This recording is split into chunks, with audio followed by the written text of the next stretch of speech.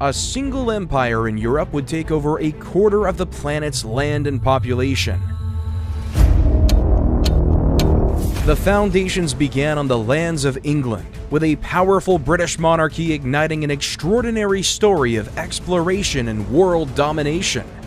The British Empire saw the greatest stories of human achievement and triumph, but also saw the worst sides of humanity.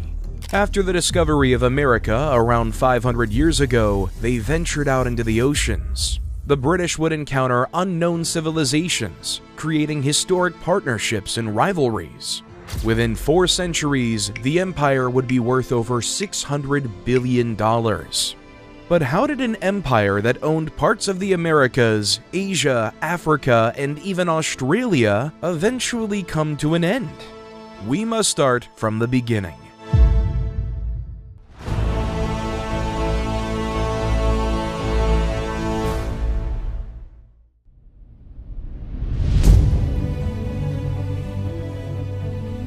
Long before the knowledge of far-flung places, a man by the name of King Alfred the Great had to defend his small Anglo-Saxon kingdom from the invading Danish Vikings. In 878 AD, the Vikings under Guthrum launched a massive invasion, and Alfred was forced to retreat to the marshlands of Somerset, where he sought refuge on the Isle of Athelney. Alfred used this time to regroup and gather loyal followers. He formed a strong army, and in a decisive battle at Edington, he defeated the Viking leader Guthrum. The victory forced Guthrum to sign the Treaty of Wedmore, which established the Dane Law, a region of England where Viking rule was officially recognized, but also secured peace between the Vikings and the Anglo-Saxons. He then began the process of unifying all of the Anglo-Saxon kingdom, which his grandson Athelstan would finish. In 924, when Athelstan ascended to the throne of Wessex, his rule faced opposition and challenges from rival claimants, particularly from the Viking-controlled areas of Northumbria and Mercia. Despite these obstacles, Athelstan proved to be a capable and determined leader. In 927 AD, Athelstan managed to conquer Northumbria and effectively unite England under his rule, which led Athelstan to be the first king of England. 200 years later, that battleground would be set when English King Henry II wanted to expand his kingdom to Ireland. In the spring of 1171, King Henry II, accompanied by a retinue of knights and soldiers, sailed from England to Waterford, Ireland. Upon his arrival, he quickly set about asserting his authority, demanding the submission of various Irish kings and chieftains to his rule. Henry was determined to establish English control over Ireland, and firmly believed that the Irish kings should acknowledge his sovereignty. As news of King Henry's arrival spread across the island, reactions among the Irish leaders were mixed. However, when various Irish bishops and clergymen met at the Synod of Cashel in 1171, these religious leaders recognized Henry II as the sovereign ruler of Ireland, acknowledging his authority to rule the island, making Ireland the first colony of England, long before anyone knew they would be a global empire. Another 100 years later, in 1277, King Edward I of England wanted to bring Wales under his control and incorporate it into his kingdom. His desire to conquer Wales was driven by strategic, political, and territorial motivations. The journey towards the conquest of Wales began with the First Welsh War in 1277. Edward I launched a determined invasion into Gwynedd, the heartland of Welsh resistance in North Wales. His forces clashed with the Welsh defenders. Though fierce and relentless, the Welsh were eventually defeated, and their ruler, Prince Llewellyn, was compelled to submit to Edward's authority. Having established his dominance in Gwynedd, Edward I set out to solidify his control over Wales. He understood that military might alone not be enough to subdue the Welsh spirit of resistance, so he devised a multi-pronged strategy. One of the critical components of his plan was to construct a network of imposing fortresses across Wales to maintain English dominance and keep the Welsh in check. Despite the initial show of force, Welsh resistance persisted, and in 1282, a second conflict erupted known as the Second Welsh War. The war was fierce and hard-fought, but fate was not on the side of the Welsh. With the Welsh resistance largely quelled, Edward I swiftly solidified his conquest, making Wales part of the English kingdom. England's war struggles aren't done yet. From 1337 to 1453, the 100-Year War began with England and France. The everlasting conflict weakened both empires and kept England tied to their tiny island. Right after the 100 Years' War, England was amid another war. This time, it was between the House of Lancaster and the House of York in the infamous War of the Roses from 1455 to 1487. The Lancastrians won, and King Henry VI was declared king. The rest of the world was starting to open up. Christopher Columbus sailed the ocean blue in 1492 and landed in the Bahamas. After his initial landing, Columbus explored several other islands in the Caribbean, including Cuba and Hispaniola, now shared between the Dominican Republic and Haiti. He also explored the coasts of present-day Central and South America, including Venezuela and Panama. This discovery of a massive landmass led the British government to desire land on this new continent. When Italian Giovanni Cabot sought support from King Henry VII to explore this new continent and find a direct route to Asia, King Henry was intrigued and granted Cabot a patent, which authorized him to explore and claim any lands he might discover for the English crown. Giovanni changed his name to John Cabot, and he was ready to go. In May 1497, Cabot set sail from Bristol, England, in hopes to find a passageway to Asia. He led a crew of about 18 men aboard a small ship called the Matthew. Their journey across the Atlantic was challenging, as they faced treacherous weather conditions and unknown dangers. After several weeks at sea, on June 24, 1497, Cabot and his crew finally spotted land.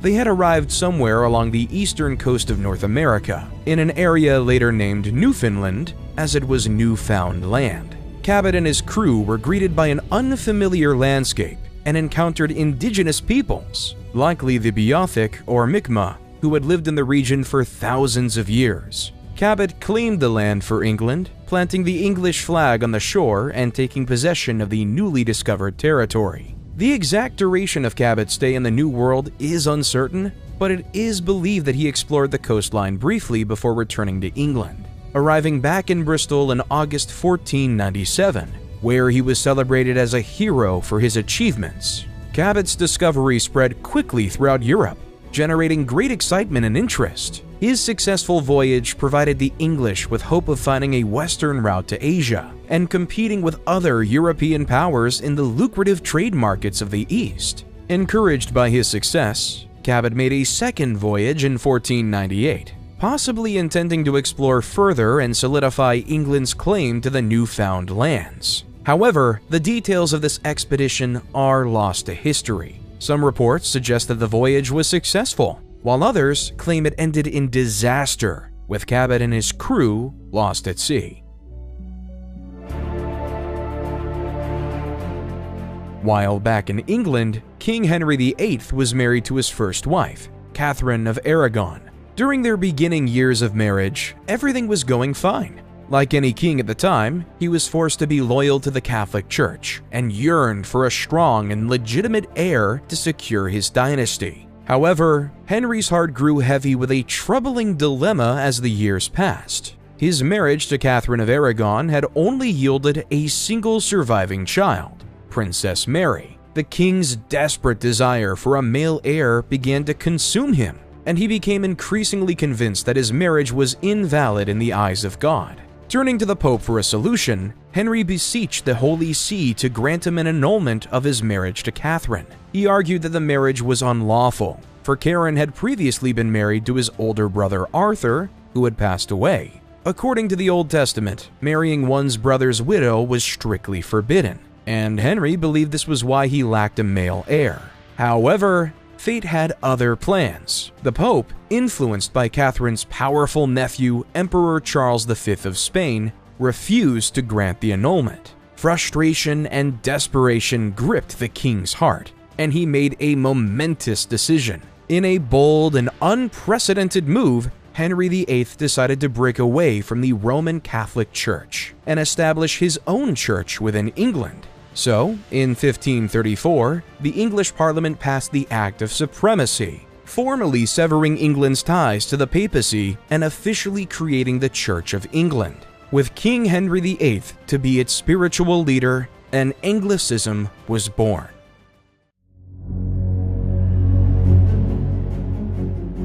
After King Henry divorced and beheaded his other wives, his daughter from Catherine, Mary I, became queen, and was nicknamed Bloody Mary through her killing spree to re-establish Catholicism. But her reign was short-lived, as her half-sister Elizabeth I would soon take over and redeclare England to be a Protestant state. Elizabeth passed the Act of Supremacy in 1559, which made Elizabeth supreme governor of the Church of England. She also passed the Act of Uniformity, establishing the Book of Common Prayer as the official liturgy. However, outside of England, the race for colonization has already begun. Under King Philip, the Spanish established colonies across the South American continent. The Spanish were expanding their wealth, from the former capital of the Aztec, Tenochtitlan, to Machu Picchu in Peru, and the Andes Mountains in Chile. Along the Brazilian coast, the Portuguese had several settlements, like São Vicente, Pernambuco, and Rio de Janeiro. The French established northern colonies in Quebec, and some small territories in Florida called Fort Caroline. The race for overseas land was on. So, Queen Elizabeth commissioned an army of seafarers to discover this planet. The group, colloquially known as the Sea Dogs, was given legal access to pillage and loot all Spanish ships they saw, with the hopes of creating British dominance on the global stage.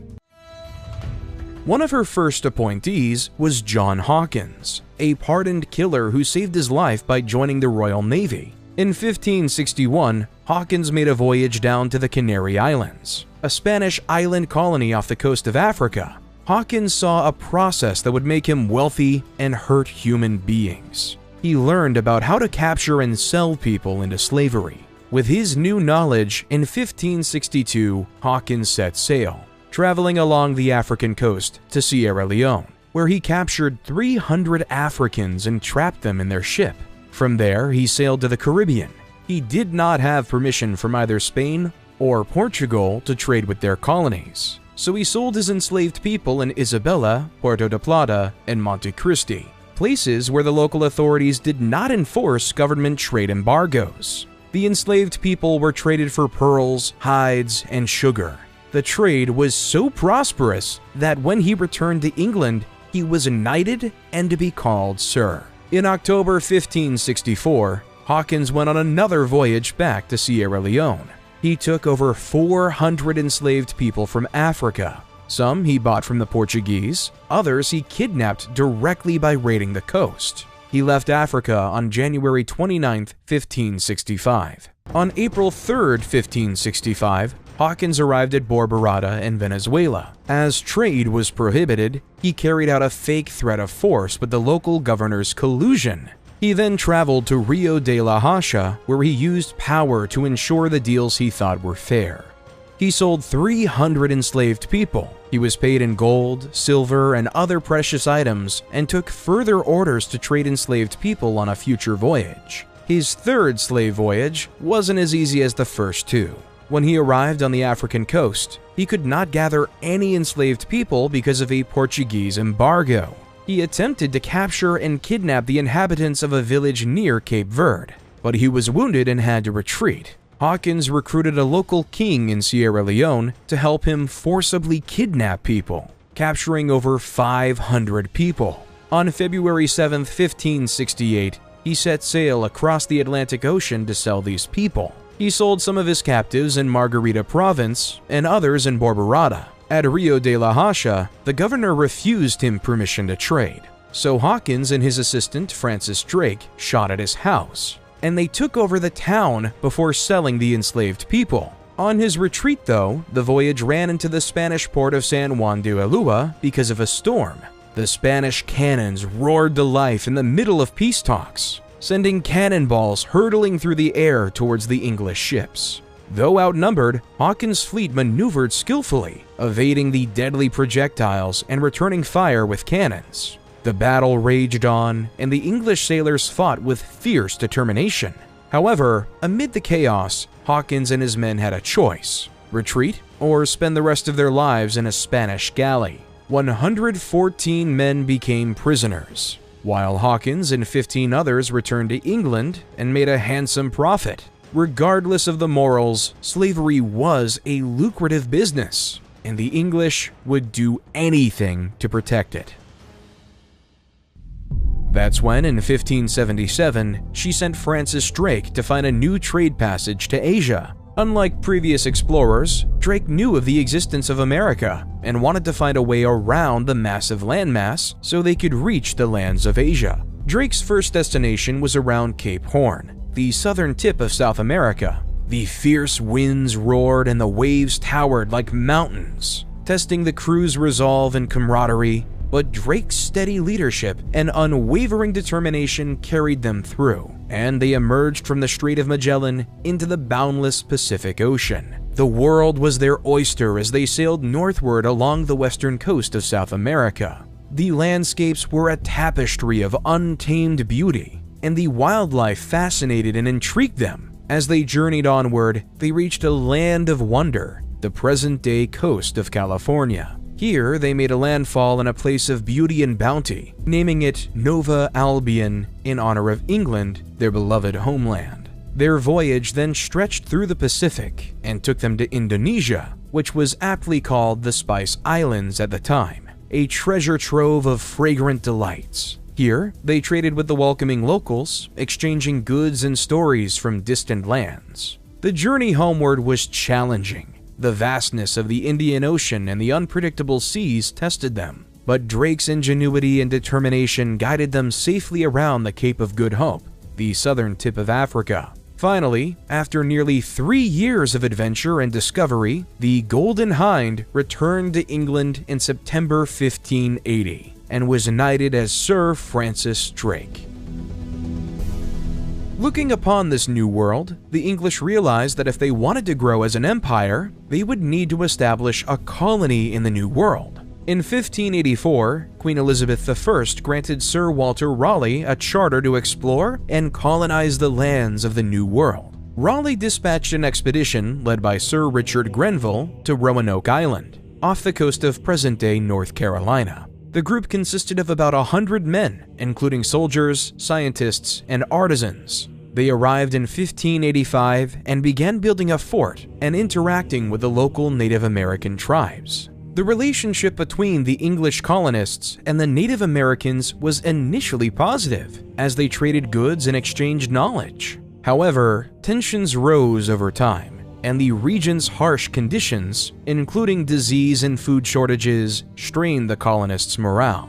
Amid the challenges, Sir Francis Drake, on his way back to England after another successful privateering expedition, offered to take the colonists back with him. Disheartened by the hardships, many of the settlers accepted the offer and returned to England in 1586, leaving the Roanoke colony to fail. Raleigh tried again a year later in 1587 with 118 settlers, but yet it was found abandoned just 3 years later.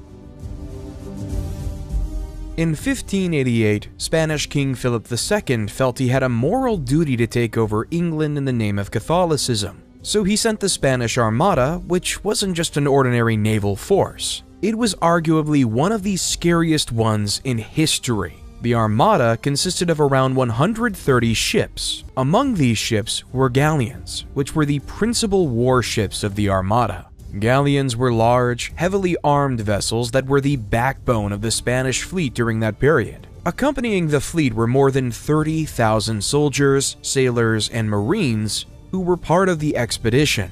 The soldiers were seasoned veterans, while the sailors were experienced navigators and crew members, many of whom had participated in previous naval campaigns. The Spanish Armada was intended to be a formidable force capable of overpowering any opposition and making England a colony of the Spanish Empire. On the other side of the English Channel, Queen Elizabeth and her advisors were well aware of the impending threat. She called upon her naval commander, Sir Francis Drake, and her vice admiral, Charles Howard, to prepare the English fleet for the upcoming battle. Despite being outnumbered and having fewer and smaller ships, the English Navy had a significant advantage in maneuverability and firepower. In the late spring of 1588, the Spanish Armada sailed towards England, confident of its superiority. However, the English had a cunning plan. Using smaller, more agile ships, they sacked the Armada as it made its way along the coast of England. The English ships would attack from the rear, firing salvos at the larger, slower Spanish vessels, and then quickly retreat, making it difficult for the Armada to respond effectively. As the Spanish fleet approached the English Channel, the English sent 8 fire ships, vessels loaded with flammable materials and set ablaze, towards the Armada. The sight of the fiery infernos heading their way unnerved the Spanish sailors, who broke formation to avoid the risk of being consumed by the flames. This disruption further weakened the Spanish fleet and allowed the English to gain a tactical advantage. The decisive Battle of Gravelines came on July 29, 1588, off the coast of Gravelines, France. The English fleet engaged the Spanish Armada in a fierce and prolonged battle. The English employed innovative naval tactics, including shipboarding techniques involving grappling hooks and small arms fire to engage the enemy at close quarters. After a full day of intense fighting, the Spanish Armada, battered and disoriented, attempted to regroup. However, the English were relentless in their pursuit. With dwindling supplies and morale, the Armada began to retreat, trying to navigate back to Spain. The journey back to Spain was a harrowing one for the Spanish Armada. Harsh storms and strong currents took their toll on the already weakened fleet. By the time the remnants of the Armada reached Spain, it was but a shadow of its former self. While closer to home, England wanted to expand their power over Ireland. At the time, Ireland was divided into 2 main regions, the Pale and the Gaelic Irish regions. The Pale, which is located under the Greater Dublin region, was under English control and authority, while the Gaelic Irish regions were largely autonomous and operated under traditional Brian law. In the Gaelic Irish regions, the English sought to assert more control over the island and imposed policies that threatened the Irish way of life, leading to rising tensions and discontent among the Gaelic lords. Hugh O'Neill, the Earl of Tyrone, was in the middle of this brewing storm. He was a man of noble birth and strong convictions, torn between his loyalty to the English crown and his love for the land and its people. As the Earl of Tyrone, he held significant sway over the province of Ulster, located in the north of the country. He, though, was tired of all the power-hungry demands of the English Empire, and could not bear to see his beloved Ireland suffer under the yoke of foreign rule. It was time for a rebellion. Hugh O'Neill raised his banner, calling upon other Gaelic lords to join him in a resistance. Among those who rallied to his cause was Hugh O'Donnell, the Earl of Tyrconnell, a fierce and noble warrior in his own right. United in purpose, the 2 lords formed a formidable alliance, determined to face the storm that awaited them. The English crown responded swiftly, sending forth armies led by seasoned commanders like Sir Henry Bagenal. Battle after battle ensued, each skirmish leaving the countryside scarred with the remnants of the struggle. As the days turned into months and then into years, the rebellion earned the name of the 9 Years' War. The Irish people and the English suffered, for the conflict brought untold hardships to both sides. As the Irish were near defeat, in 1601, a glimmer of hope appeared on the horizon when a small Spanish expeditionary force arrived to aid the Irish rebels. It was a welcome respite, and the tide seemed to turn in their favor for a moment. But fate had other plans. The turning point came at the Battle of Kinsale, where the Irish and Spanish forces suffered a crushing defeat. The dream of independence disappeared, and the rebellion's fate hung in the balance. In 1603, the rebellion came to an end. The Irish forces, tired and depleted, surrendered to the English crown. The terms of the Treaty of Mellifont granted pardons to the rebels, allowing them to retain some of their lands and religious freedoms. However, the treaty also led for the language of Gaelic to be systematically destroyed. Catholicism was to be strongly discouraged, only Anglicanism. Ireland was to be transformed into England, to no longer be a Gaelic country, but one of the Anglo-Saxons. However, England didn't just want to be the master of its neighbors, it wanted control over the New World. So, in 1606, the Virginia Company of London was founded to find wealth and a passage to the Pacific. With the blessing of King James on December 20th, 1606, 104 settlers left the River Thames in London and, throughout the cold, blistery winter, went off to the New World. After a grueling winter on sea, on the fateful day of May 13th, 1607, the settlers arrived on a marshy peninsula in a town they've named Jamestown, after their king. Upon reaching the shores of the New World, the colonists marveled at the breathtaking beauty of the untamed land. The lush green forests, crystal clear waters, and abundant wildlife promised a paradise. But paradise quickly turned into a harsh reality. The unfamiliar environment presented numerous challenges. With its relentless heat and humidity, the Virginia climate proved unbearable for many. Disease spread among the settlers, taking its toll on their health and strength.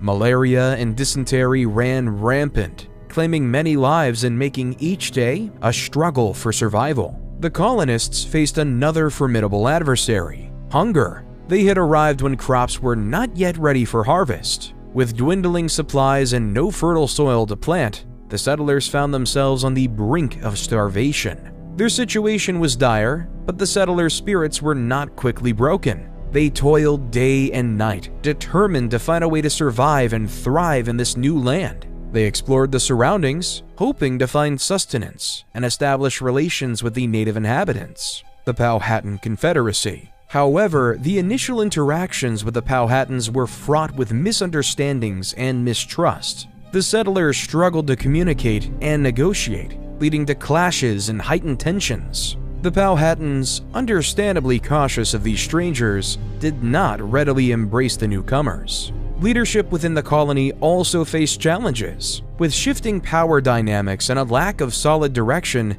the settlers grappled with maintaining unity and order. The departure of their bold leader, John Smith, further exacerbated the situation, leaving them adrift. In the harsh winter of 1609, known as the Starving Time, the colonists faced their darkest hour. Food supplies ran out, and desperation set in. They ate whatever they could find, even horses, pets, and leather, but it was never enough. The colony's population dwindled as hunger, disease, and conflicts with the Powhatans took their toll. Despite all odds, a glimmer of hope emerged. A young and innovative settler, John Rolfe, introduced tobacco cultivation to Jamestown. The crop thrived in the Virginia soil and climate, bringing financial prosperity to the struggling colony. Tobacco quickly became a valuable commodity, attracting more settlers and rejuvenating Jamestown's fortunes. With their determination renewed, the settlers worked tirelessly to build a better future. They established better relations with some of the Powhatans, learning from each other's ways and building bridges of understanding. An English colony was finally able to be established on American soil.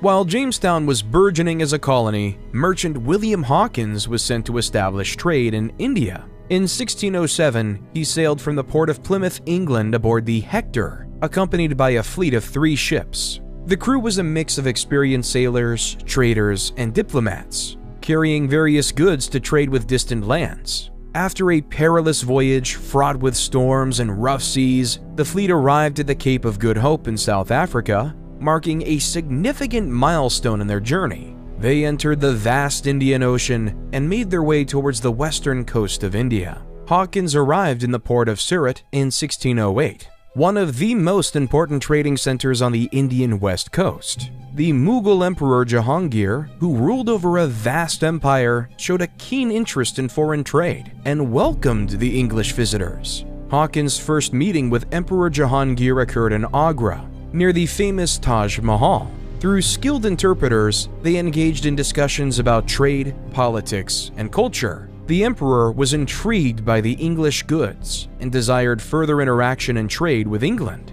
The negotiations between Hawkins and the Mughal emperor resulted in a favorable agreement, granting the English East India Company the privilege to establish a trading post in Surat. This marked the official beginning of England's trade relations with India. By 1612, the Surat trading post was an entire operation, where the English would begin trading for various Indian goods, such as textiles, spices, and indigo, in exchange for English weapons and metalware. In 1615, an English diplomat of the name Sir Thomas Roe arrived at the Grand Court of Emperor Jahangir of the Mughal Emperor. As Sir Thomas Roe stepped into the opulent halls of the Mughal Court, he was greeted with a display of cultural grandeur unmatched in the West. The colorful fabrics, the exquisite jewelry, and the sweet aroma of incense filled the air. The English envoy was mesmerized by the splendor of the Mughal Empire. Amidst the regal surroundings, Sir Thomas Roe presented King James I's letter to Emperor Jahangir, a token of goodwill and friendship. In return, he gave a collection of rare English goods, marveling at the Mughal appreciation for luxurious commodities. Over the 3 years Roe spent in Jahangir's court, England increased trade and influence in the lands of India. While back in England, King James made his religious expectations very clear. Everyone must be Anglican. If you do not comply, leave. That's when the idea of America came to spark in their minds. A place where they can openly practice whatever they choose without any say by the government. If one wanted to practice a religion, they could. Of course, most people wouldn't leave their homes for an unknown place if they weren't genuinely convicted of their beliefs. Only the most faithful and those who genuinely desire religious freedom would dare go on this voyage. The people who did were called pilgrims. So, in mid-July 1620, the English Mayflower ship and the Dutch Speedwell ship were set to depart from Southampton. But yet, shortly after the crews were about to depart, the Speedwell sprung up a leak, forcing it to return to Dartmouth for repairs. They made a new start after the repairs, but more than 200 miles beyond Land's End, at the southwestern tip of England, Speedwell sprang another leak. It was now early September, and they had no choice but to abandon Speedwell and decide on which passengers. However, this decision was not easy because while the Speedwell was making repairs, the other pilgrims on the Mayflower were eating all of the rations that were supposed to last until they made it to the New World. During the time of repair, the passengers never left the ship. After 3 months of delay, the Mayflower sailed from Plymouth, England alone on September 16, 1620. The chances of the Mayflower making it to the New World was low, because it was built to transport wine between England and Bordeaux, not across the Atlantic Ocean. Yet they were driven by a purpose, the purpose of creating a new civilization for God. Their beliefs gave the passengers strength to crouch in semi-darkness below deck. With waves tossing the boat in different directions, men held onto their wives, who themselves had onto their children. Water was soaking everyone and everything above and below the deck. In mid-ocean, the ship came close to being totally disabled and may have had to return to England or risk sinking. A storm badly damaged its main beam that even the sailors despaired. By a stroke of luck, one of the colonists had a metal jackscrew he had purchased in Holland to help construct the new settler homes. They used it to secure the beam, which kept it from cracking further, thus maintaining the vessel's seaworthiness. Despite the crowding, unsanitary conditions, and seasickness, they somehow made it to Cape Cod on November 21st, with only one fatality, establishing the colony of Plymouth. However, their luck will soon fade, because by December, most of the passengers had become ill, coughing violently and suffering from the effects of scurvy. By March, only 47 colonists had survived, but yet the Pilgrims were resilient people who could build houses and didn't die off completely. Shortly after the establishment of Plymouth, explorer Thomas Warner wanted to grow the empire down to the tropical Caribbean islands. On January 28, 1624, they landed on the island and established the colony of St. Christopher, which is now called St. Kitts today. In 1625, French captain Pierre Ballon de Sonnebouc joined the English and established a joint colony between the two countries. The reason Warner accepted the newcomers was nothing but benevolent. He was beginning to fear the native Kalingo tribe of the Carib people. Kalingo leader Ubito Tegramonte held a secret meeting in 1626 with the other heads and decided to attack the Europeans on the night of the next full moon. The plan was revealed to the Europeans by an Igneri woman named Barb. She was recently brought to St. Kitts as a slave wife after the Kalingo raided an Arawak island. The English and French joined forces and attacked the Kalinago at night. The colonists killed between 100 and 120 Caribs in their beds that night, with only the most beautiful Kalinago women spared to serve as slaves. The following day, the French and British settlers rounded up the roughly 4,000 Kalinago natives and killed them while attempting to surrender. After the massacre, piles and piles of dead, rotting bodies lingered throughout the point. The Bloody Point. The river was red with blood. The Bloody River. The remaining Kalinago people fled to neighboring islands. With all of the Kalinago people dead, a nasty problem has arrived. Who was supposed to do the labor-intensive tobacco farming? It wasn't going to be the Europeans. Instead, they looked to Africa, and thus the slave trade was in high demand. While the English weren't done colonizing in the Caribbean, in 1625, they settled in Barbados. In 1627, they had Nevis. In 1632, they settled in Montserrat and Antigua. The British were not going anyway, and they were determined to make a profit in the Caribbean. While back in England, the religious atmosphere for extreme religious groups looked bleak for the Puritans. When King Charles I had ascended the throne in 1625, he doubled down on his hatred for non-Anglicans. His atmosphere of intolerance led Puritan religious and business leaders to consider immigration to the New World as a viable means to escape persecution. In March 1629, King Charles dissolved Parliament, beginning 11 years of rule without it. The Puritans were livid. They wanted freedom, yet Charles was a dictator. That's why, under the leadership of Minister John Winthrop, they've decided to leave. On April 8, 1630, 11 ships left the Isle of Wight, carrying Winthrop and 700 other settlers. When the settlers landed in Salem, Massachusetts later that year, John Winthrop gave a sermon, a model of Christian charity that would change American history. The Massachusetts Bay Colony wasn't just another money-making expedition like Jamestown or St. Kitts. They viewed themselves as the people who would change the world. Their strict moral code would impress upon God and shine them to the center of history. Throughout the next 10 years, about 20,000 Puritans emigrated from England to Massachusetts and the neighboring colonies during the Great Migration. However, due to the sudden influx of Puritan settlers and slight religious differences, they migrated all across New England. Thomas Hooker established the Connecticut colony, while Thomas Williams established the colony of Rhode Island, allowing for the growth of the Puritan religion and creating more cities on a hill. The Puritans weren't the only ones struggling with Anglicanism. Cecil Calbert, the second Lord Baltimore, pursued an audacious plan. As the holder of the title, he was granted a charter by King Charles I in 1632 for lands in the New World. This charter recognized his right to establish a colony north of Virginia, which he named Maryland in honor of the Catholic Queen, Henrietta Maria. Cecil Calbert never set foot in Maryland, but his influence was deeply felt. Under his guidance in 1634, two ships, the Ark and the Dove, carried the first settlers across the Atlantic. These pioneers, a mix of Catholics seeking religious freedom and Protestants hoping for economic opportunities, established the colony's first settlement, St. Mary's City.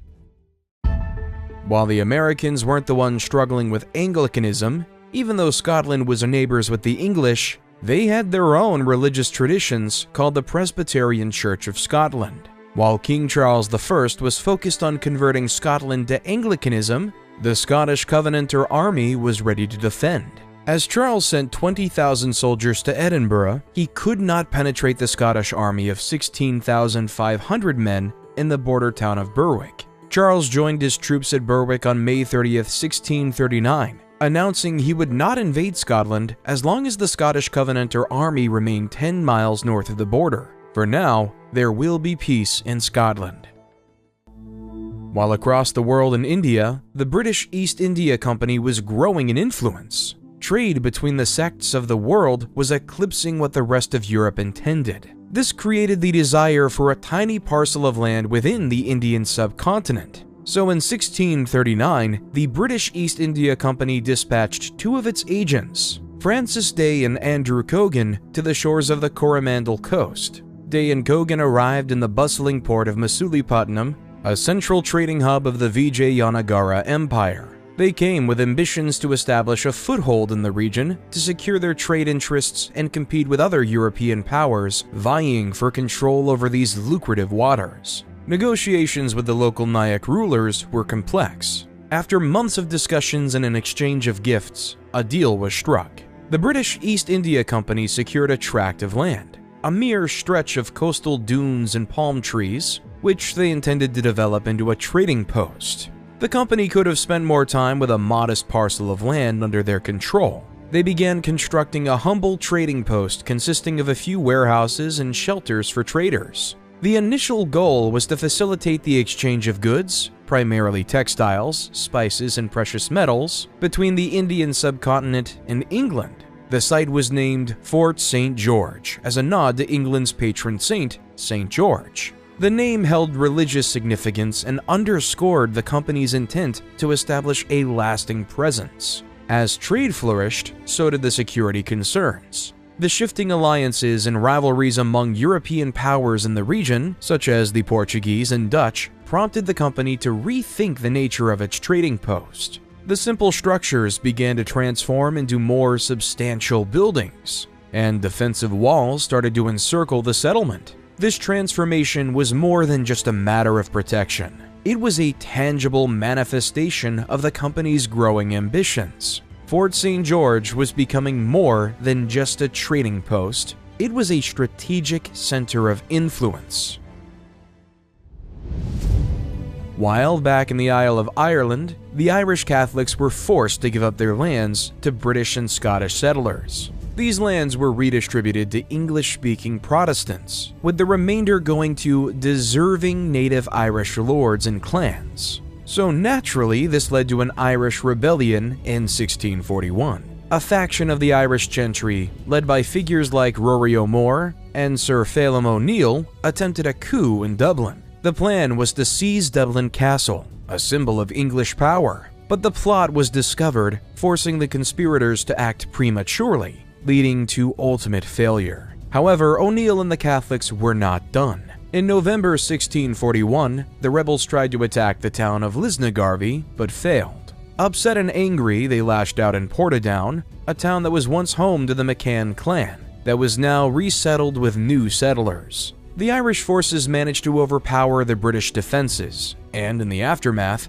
anger got the best of the British. On that chilling day, the Irish forced the Protestant prisoners to a wooden bridge that was intentionally broken in the middle. The Protestant prisoners were stripped and forced off the bridge into the cold river below. Those who tried to swim to safety were shot with muskets. It's estimated that around 100 settlers met this grim fate at the bridge, their cries echoing long after the waters had silenced them. In retaliation, in Island Magee, 24 Catholics were murdered in retaliation. The arrival of a Scottish Covenanter army in Ulster in April 1642 led to further such atrocities. On Rathlin Island, Scottish soldiers from Clan Campbell were encouraged by their commanding officer, Sir Duncan Campbell, to kill the local Catholic MacDonalds, who were related to the Campbells' enemies in Scotland, Clan MacDonald. They threw hundreds of MacDonald women over cliffs to their deaths. The killings were brought under some degree of control by Owen Roe O'Neill, who in July 1642 was given command of Irish forces in Ulster and hanged several rebels for attacking civilians. There was no unity among the Catholic leaders. They all acted upon their will. In order to win a war, you need to work together. So that's when all the Catholic leaders met in Kilkelly, where the Confederate Catholics of Ireland were born. Their goal was clear: to create an Irish Catholic state loyal to the English King Charles I, but autonomous in its functioning, because they knew it was their best chance for peace. The Confederation crafted its own governmental structure. an assembly to debate and make decisions, a council to oversee administrative functions, and a military arm to protect their interests. One of the Confederation's defining moments was the creation of an oath. This oath symbolized their dual loyalty to the Catholic Church and King Charles I. Members swore to uphold the rights of the Church in Ireland, ensuring its prominence and protection. Within a few months of the rebellion's outbreak, almost all Catholic gentry joined it. Local lords and landowners raised armed units of their dependents to control the violence that engulfed the country, fearing that after the settlers were gone, the Irish peasantry would also turn on them. Secondly, the Long Parliament, the Irish administration, and King Charles made it clear that Irish Catholics who did not demonstrate their loyalty would be held responsible for the rebellion and killings of settlers and would confiscate their lands as stated in the Adventures Act of 1642. This apparent act of appeasement would not last though, as the British Isles were now at war. On the fateful day of January 4, 1642, King Charles attempted to arrest 5 members of Parliament. These 5 members, John Pym, John Hampden, Denzil Hollis, Arthur Hasselrig, and William Strode, were known for opposing the king's policies and support for parliamentary rights. Charles I accused them of treason and other offenses, which led to a standoff between the king and Parliament. On June 4, 1642, Parliament members sent a demand letter to King Charles called the 19 Propositions, which would reform how Parliament and the monarchy would work. Parliament would grow in power if passed, while the monarchy would be weakened. Within the propositions, Parliament is demanding various line items, such as number 2, matters that concern the public must be debated in Parliament, not decided based upon the advice of private advisors. 6. Laws against Jesuits, Catholic priests, and Catholic recusants must be strictly enforced. 7. The vote of Catholic lords shall be taken away, and the children of Catholics must receive a Protestant education. 18. Charles must clear the 5 members of the House of Commons, along with Lord Kimbolton, of any wrongdoing. Though the Catholics in the Irish Confederation may be loyal to Charles, Parliament was angered by Charles's blatant disregard for the Anglican Church, so they demanded he change his stance. In response, Charles would write, "For all these reasons to all these demands, our answer is nolumus leges Angliae mutari. We are unwilling to change the laws of England."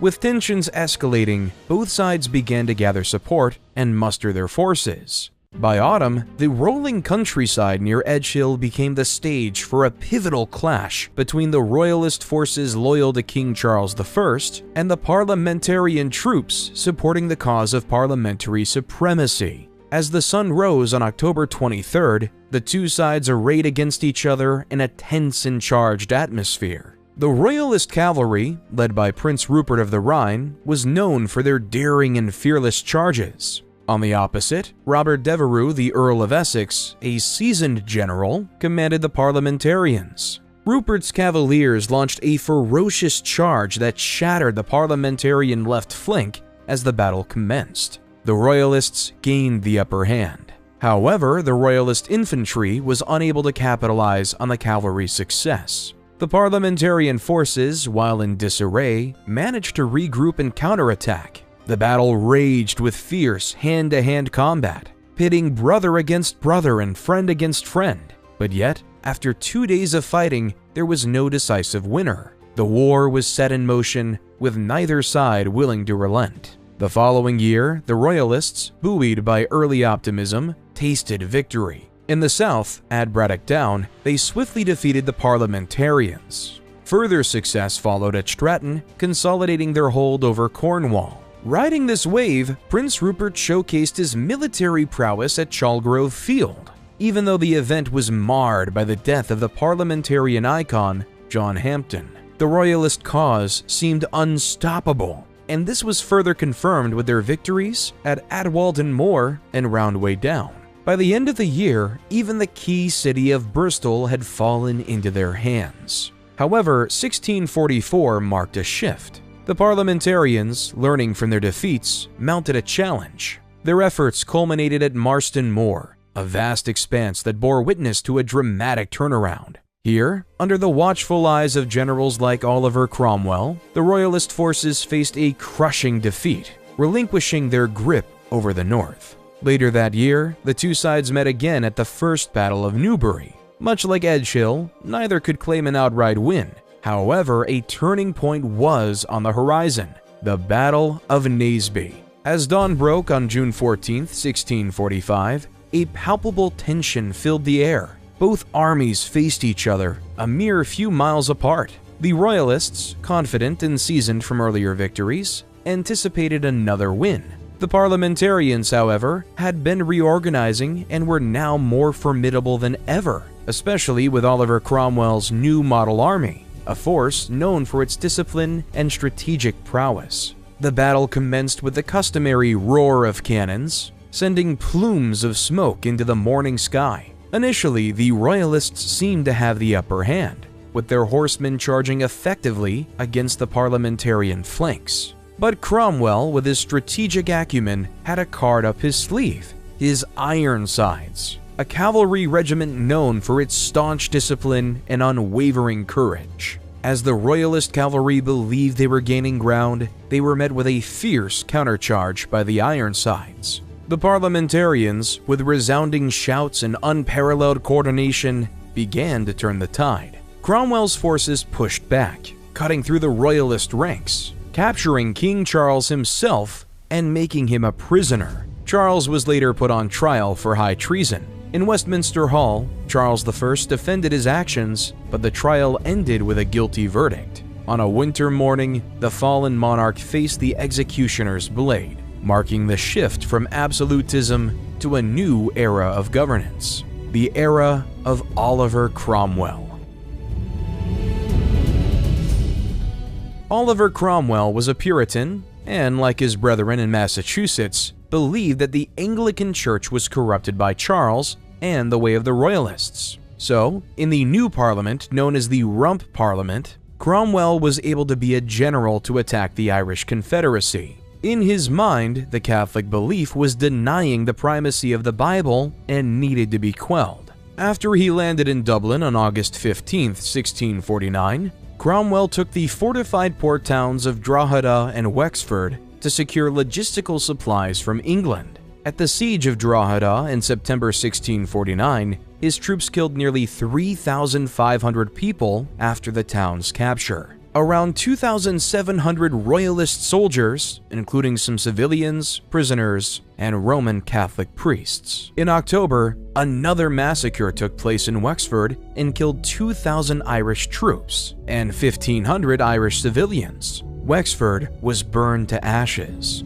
Cromwell left Ireland in May 1650 after Scotland proclaimed Charles II, the son of Charles I, to be king. With this act of so-called treason, Cromwell felt the only action was war. On September 3, 1650, unexpectedly, Cromwell smashed the main Scottish army at the Battle of Dunbar, killing 4,000 Scottish soldiers, taking another 10,000 prisoners, and then capturing the Scottish capital of Edinburgh. The following year, Charles II and his Scottish allies attempted to invade England and capture London, while Cromwell was engaged in Scotland. Cromwell followed them south and caught them at Worcester on September 3, 1651, and his forces destroyed the last major Scottish Royalist army at the Battle of Worcester. Under the generals Henry Ireton and Edmund Ludlow back in Ireland, the Irish were sieged into oblivion. The last Catholic-held town, Galway, surrendered in April 1652. And the latest Irish Catholic troops capitulated in April 1653 in County Cavan. In the wake of the Commonwealth's conquest of the island of Ireland, the public practice of Roman Catholicism was banned, and Catholic priests were killed when captured. All Catholic-owned land was confiscated under the Act for the Settlement of Ireland of 1652, and given to Scottish and English settlers, Parliament's financial creditors, and parliamentary soldiers. Presbyterianism was deemed illegal in Scotland, and they were forced to be a part of the Anglican Church. Oliver Cromwell was decorated as Lord Protectorate in 1653. With his position, he tried to make the rest of the British Isles more like England. He hated the Scottish clan system up in the partial jungle of the Highlands, so he destroyed it. Before Cromwell, there was no idea of land ownership in the Highlands. A clan would live on the land, and together they would survive off the resources communally. Together, they would have a chief. However, that would often change. However, Cromwell gave the titles of land to these chiefs, saying that they individually owned the land rather than the whole group. This, in turn, created a Scottish noble class of those who arbitrarily got the deed to the land and built a castle of impoverished, non-land-owning Scotsmen. This changed the entire function of Scottish society. The landowners wanted to make a profit rather than survive as a community. Following English ideals, the landowners wanted to make as much profit as humanly possible. So they started cutting down giant swaths of Scottish trees. This once prospering rainforest turned into a hilly, grassy field seemingly overnight. Then came the sheep.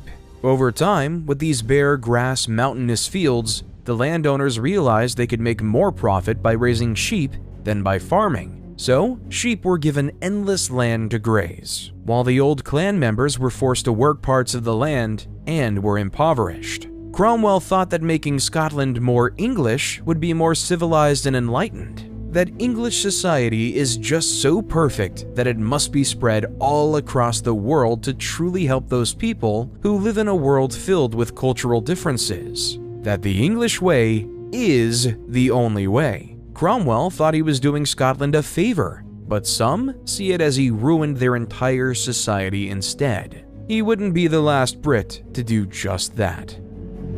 While most of Cromwell focused on the British Isles, he still wanted to have control against the Spanish in South America. So, he launched the Western Design Armada in the Caribbean. In April 1655, General Robert Venables led the English Armada in an attack on Spain's fort at Santo Domingo, Hispaniola. However, the Spanish quickly defended against this poorly executed siege of Santo Domingo, and the English troops were soon decimated by disease. Venables, not wanting to be a failure, went to the only Spanish colony in the area that did not have defensive capabilities, the sparsely populated island of Jamaica. In May 1655, around 7,000 English soldiers landed near Jamaica's Spanish town capital. The English invasion force soon overwhelmed the 2,500 residents, and it became an English colony. Of course, the Spanish wanted to regain the island, but were ultimately never able to gain a foothold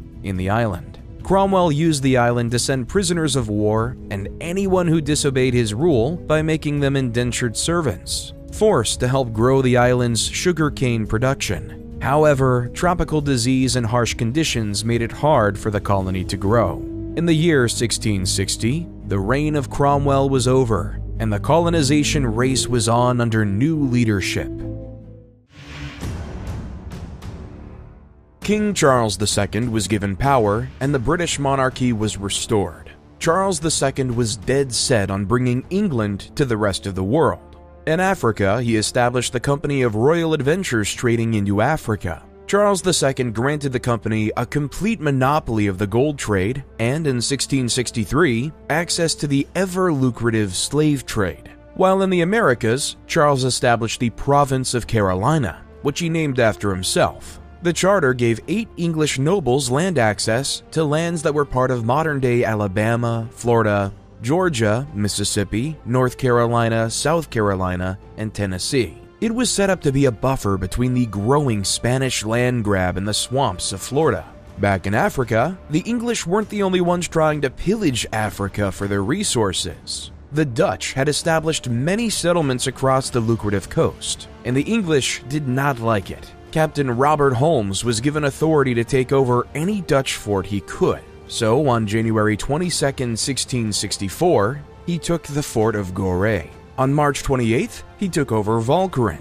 On April 10th, he captured the principal Dutch base, Cape Coast Castle, in West Africa. Slightly after, in America, the English were looking to overtake the Dutch colony of New Amsterdam, situated on the southern tip of Manhattan. On May 25, 1664, Colonel Richard Nichols set out from Portsmouth with 4 warships and 300 soldiers. When they arrived on August 27th, he sent Dutch Director-Governor Peter Stuyvesant a letter of lenient terms of surrender. The Dutch colonists would still be guaranteed possession of their property rights, enjoyment of religious freedom, and that all pubs would remain open.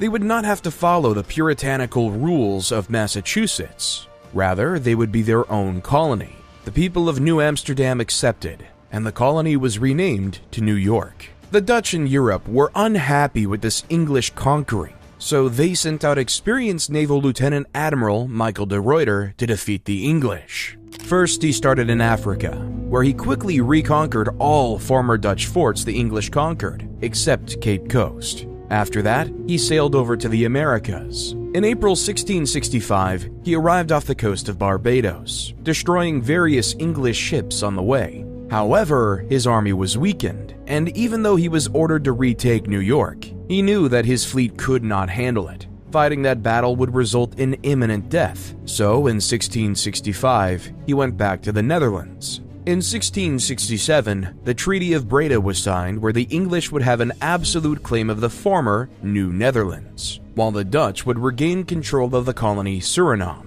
which is in South America. With the Netherlands out of the picture, the path to further colonization in the Americas was at its forefront, but it wasn't without its controversies.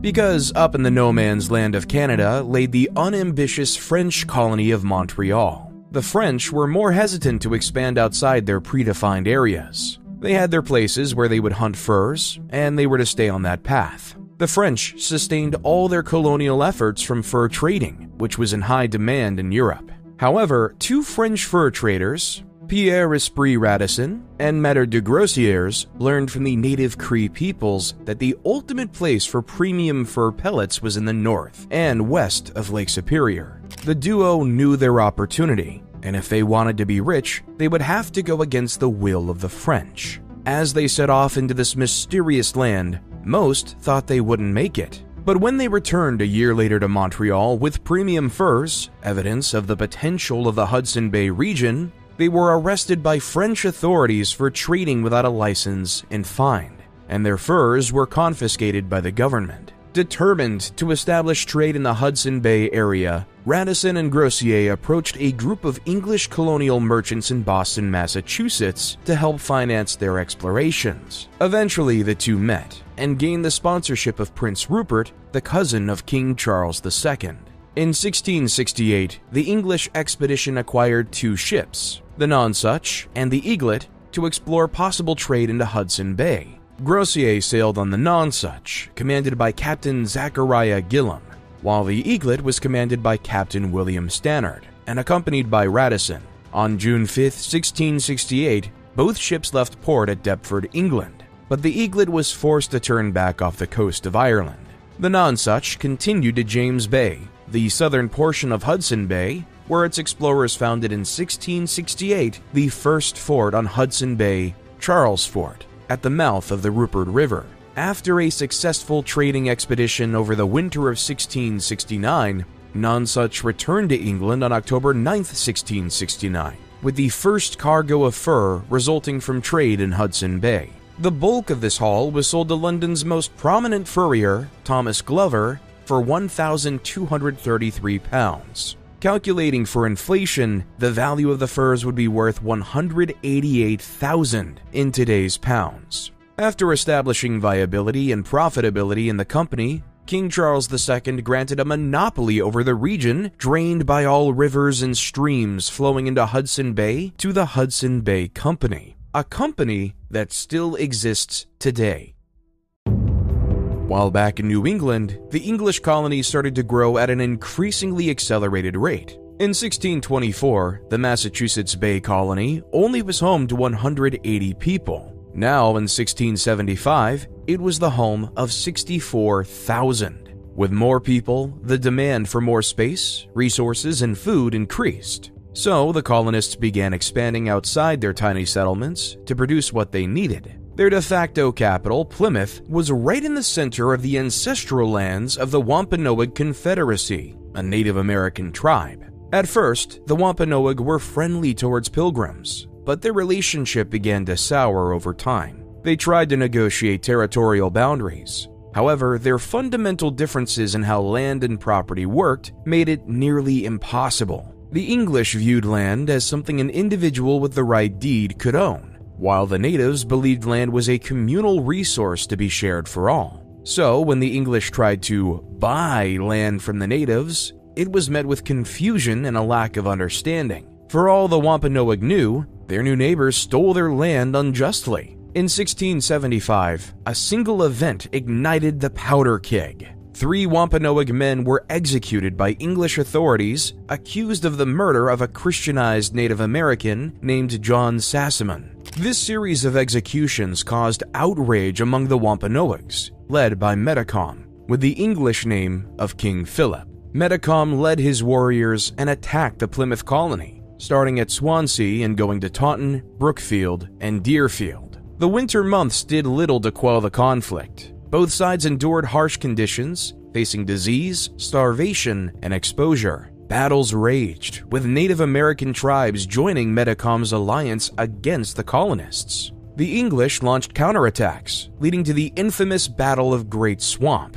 where a Narragansett fort was captured with heavy casualties on both sides. As the conflict escalated, alliances shifted like sand in the wind. English authorities negotiated a treaty with the Mohawk tribe, hoping to gain a strategic advantage against Metacom's forces. Native American villages were razed, lives lost, and families torn apart. Metacom's leadership kept the alliance together, but his death in 1676 marked a turning point. He was assassinated by one of his best friends, John Alderman, who was known as the Praying Indian because of his Christian beliefs. With Metacom's death, the Native American alliance faltered, resistance dwindled, and the war began to wind down. In August 1676, the war officially ended, leaving both Native American communities and English settlements devastated. Lives were lost, property destroyed, and cultures forever altered. The war ended with the Treaty of Casco,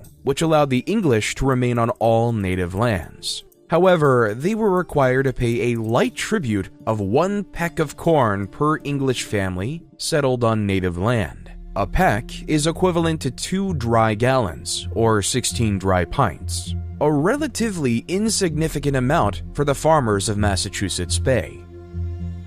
While back in England, another religious group was challenging the tenets of Anglicanism, the Quakers. One of their most controversial ideas was the concept of inner light, which states that there is a divine spark within each individual that allows for direct communication with God, without needing a state-appointed bishop or a king. They also rejected all formal titles, spanning from Your Highness to Mother. Every Quaker was to be referred to by their first name regardless of status. King Charles would be referred to as Charles. Quaker kids would call their mother by their first name. This mere concept of rejecting hierarchical titles put them on the outskirts of British society. So, William Penn made it his mission to find a place for his church to go.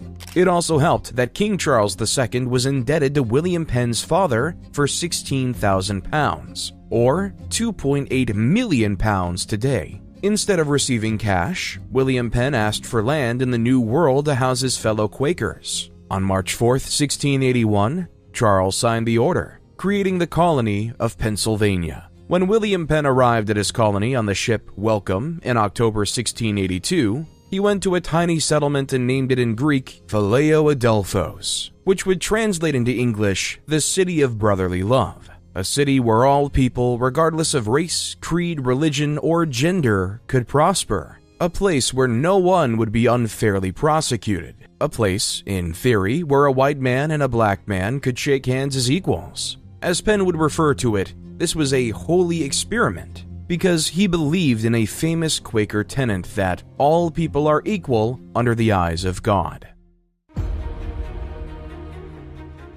However, the English Empire was in turmoil once again after King Charles II died in 1685. His successor, James II, was a staunch Roman Catholic who took the throne. He thought it was important to grant rights of religious freedom across the land. However, the Anglican majority were livid when James appointed Catholics to powerful positions, violating the Test Act, which made that very act illegal to do so. But the birth of an heir truly set the kingdom on edge. James's second wife, Mary of Modena, bore him a son, a Catholic heir who threatened to establish a line of monarchs devoted to the Catholic faith. Fears of a Catholic dynasty ran rampant, shaking the Protestant establishment's core. In the shadows, a group of nobles and political leaders known as the Immortal Seven whispered their concerns. They felt the kingdom was hurling towards absolutism, with the monarchy overshadowing the power of Parliament and the rule of law.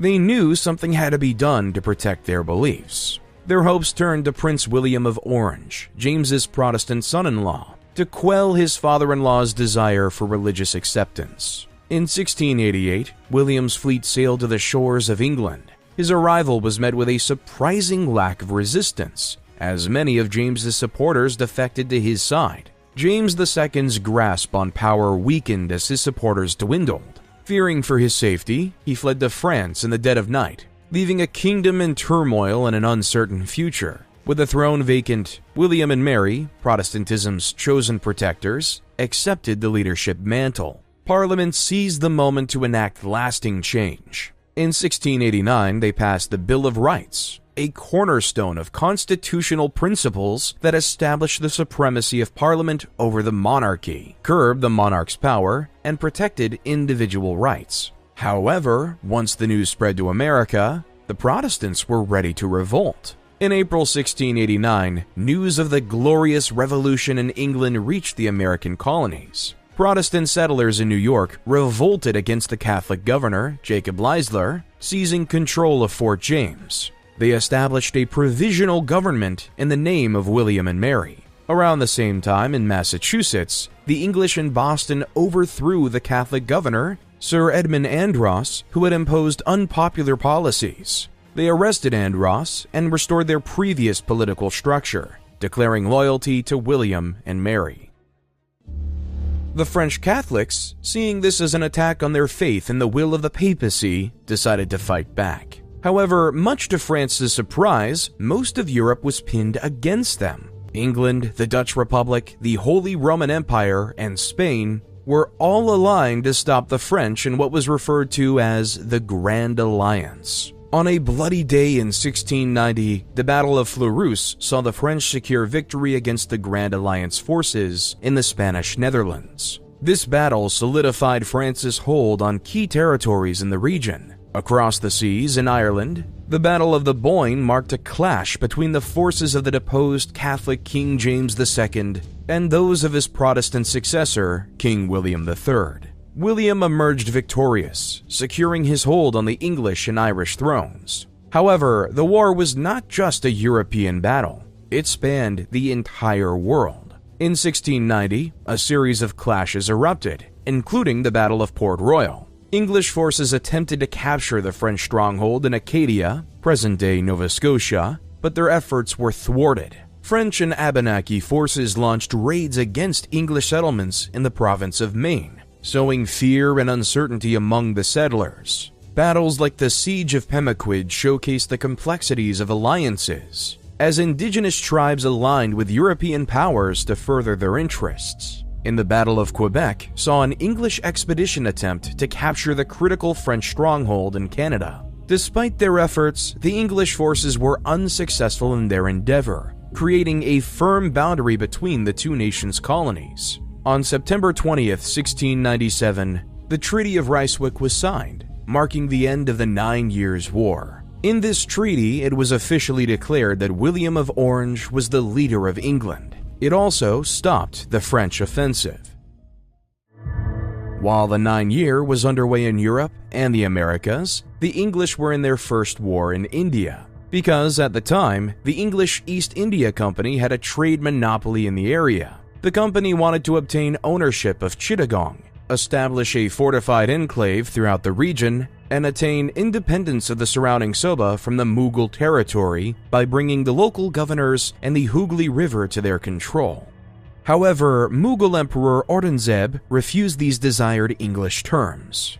So, the East India Company Navy blockaded several Mughal ports on the western coast of India and engaged the Mughal army in battle. The blockade started to affect cities like Chittagong, Madras, and Bombay, which resulted in the intervention of Emperor Aurangzeb, who seized all the factories of the company and arrested members of the East India Company army. In 1690, the Mughal fleet from Hindhira, commanded by Sidi Yaqub, blockaded the East India Company fort in Bombay. After a year of resistance and famine in the fort, the company surrendered, and the company sent envoys to Aurangzeb's court to plead for a pardon and to renew the trade. The company's envoys had to prostrate themselves before the emperor paid a hefty imperial fine of 150,000 rupees, the equivalent of 4.4 million today. Emperor Aurangzeb then ordered Sidi Yaqub to lift the siege of Bombay, and the company subsequently re-established itself in Bombay and set up a new base in Calcutta. While back over in England, when Queen Anne took over for William in 1702, the structure of the government within the British Isles was quite unique. There were 4 kingdoms, 3 parliaments, and 1 monarch. Scotland had their own parliament and set of laws, while they were still under the power of the British monarch. Ireland also had their own parliament with statutes and still abiding the British monarch. England and Wales shared a parliament, as Wales was more assimilated into English culture. That, of course, still followed the British monarch. In 1707, though, Scotland was dealing with the economic turmoil of corruption, resource depletion, and an increasingly powerful elite. The wealthy knew that they could increase their power if they combined Parliament. Many Scottish officials were bribed, such as Earl of Glasgow, David Boyle, and 2nd Duke of Queensberry, James Douglas, who received around £20,000, £4 million today, to end the Scottish Parliament. The poor hated this, but they were ignored. So on May 1st, 1707, the Scottish and English Parliament combined to form the Parliament of Great Britain, based in the Palace of Westminster, which housed the Old English Parliament. As any semblance of Scottish independence was gone, anger spread throughout Scotland, but nothing was done about it. However, for England, this uniting of Parliament created the term Great Britain, was the beginning of the empire. Though the Treaty of Ryswick was designed to keep the peace between England and France, it was short-lived. In 1707, they were again fighting over the colonies in America due to a succession issue in Spain. The Spanish King Charles II was dying of ill health without any children. 2 rival claims emerged to seize the Spanish crown: Archduke Charles of Austria, a Habsburg scion, and Philip of Anjou, a Bourbon prince and possible successor to France's King Louis XIV. The English feared a united French and Spanish throne because it would increase Catholicism's power worldwide. So the English staunchly declared war. Even though this war started about who should be king of Spain, it ended by restructuring European colonization. The first battle on American soil was in Fort Albany, where French commander Claude de Ramsay and his men wanted to knock out the English trading post. Fort Albany's wooden walls and palisades stood as barriers, separating the defenders from the impending storm. Inside the fort, English traders and soldiers braced for the confrontation that was about to unfold. But the fort was no match to heavy French cannon fire and was later surrendered to the French. However, the English weren't done, because English and French settlers wrestled over territorial boundaries in the rugged wilderness of Acadia. Upon leaving England, commanders Francis Nicholson and Samuel Vetch came to Acadia to gain the territory for the crown. Upon the rocky shores of Port Royal, the battle for dominance unfolded. English warships loomed on the horizon, their cannons primed and ready. The colonial troops, resolute in purpose, embarked upon a siege of the French stronghold. Within the fortifications, Governor Daniel Dogger de Subercase led a valiant French garrison. Days turned to nights as the siege pressed on, the thud of cannonballs and the roar of muskets reverberating through the air. Amid the chaos, negotiations began. On a crisp October day, white flags of truce fluttered above the ramparts. Governor Subercase, recognizing the inevitable, surrendered. On October 5, 1710, the gates of Port Royal swung open, and the English entered victorious. The French colors lowered, replaced by the Union Jack. Acadia, once French, was now under English control. Annapolis Royal, it was named, a tribute to the Queen whose reign witnessed this turning point in history. As the war was ending, the Treaty of Utrecht was signed in the Netherlands, declaring King Philip V the rightful king of the Spanish throne. However, the other provision, the Asiento de Negros, gave the English immense economic power. For context, the Spanish were never really the people who went through the process of transferring enslaved people from Africa. Instead, they exported the labor of it in a monopoly called Asiento de Negros. Before the treaty, the French had the contract, but part of the peace deal, that contract went to the English, so they could be a leader in the lucrative and dehumanizing practice of the transatlantic slave trade. The treaty caused the French to cede the territories of Nova Scotia, Newfoundland, and territories in Rupert's Land in North America. The Spanish ceded the colonies of Gibraltar and Minorca in the Caribbean.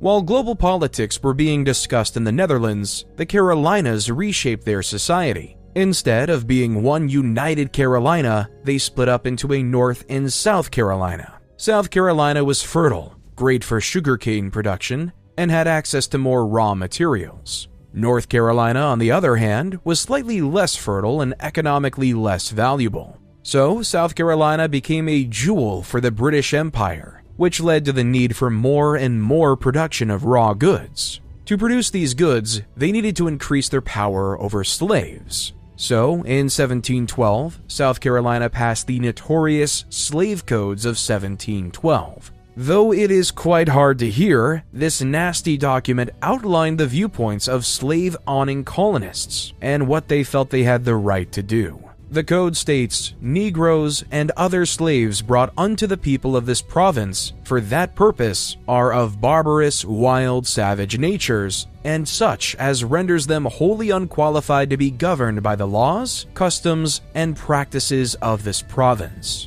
This code created a quite harsh set of rules that included practices such as slaves were forbidden to leave the owner's property unless they were accompanied by a white person or had permission.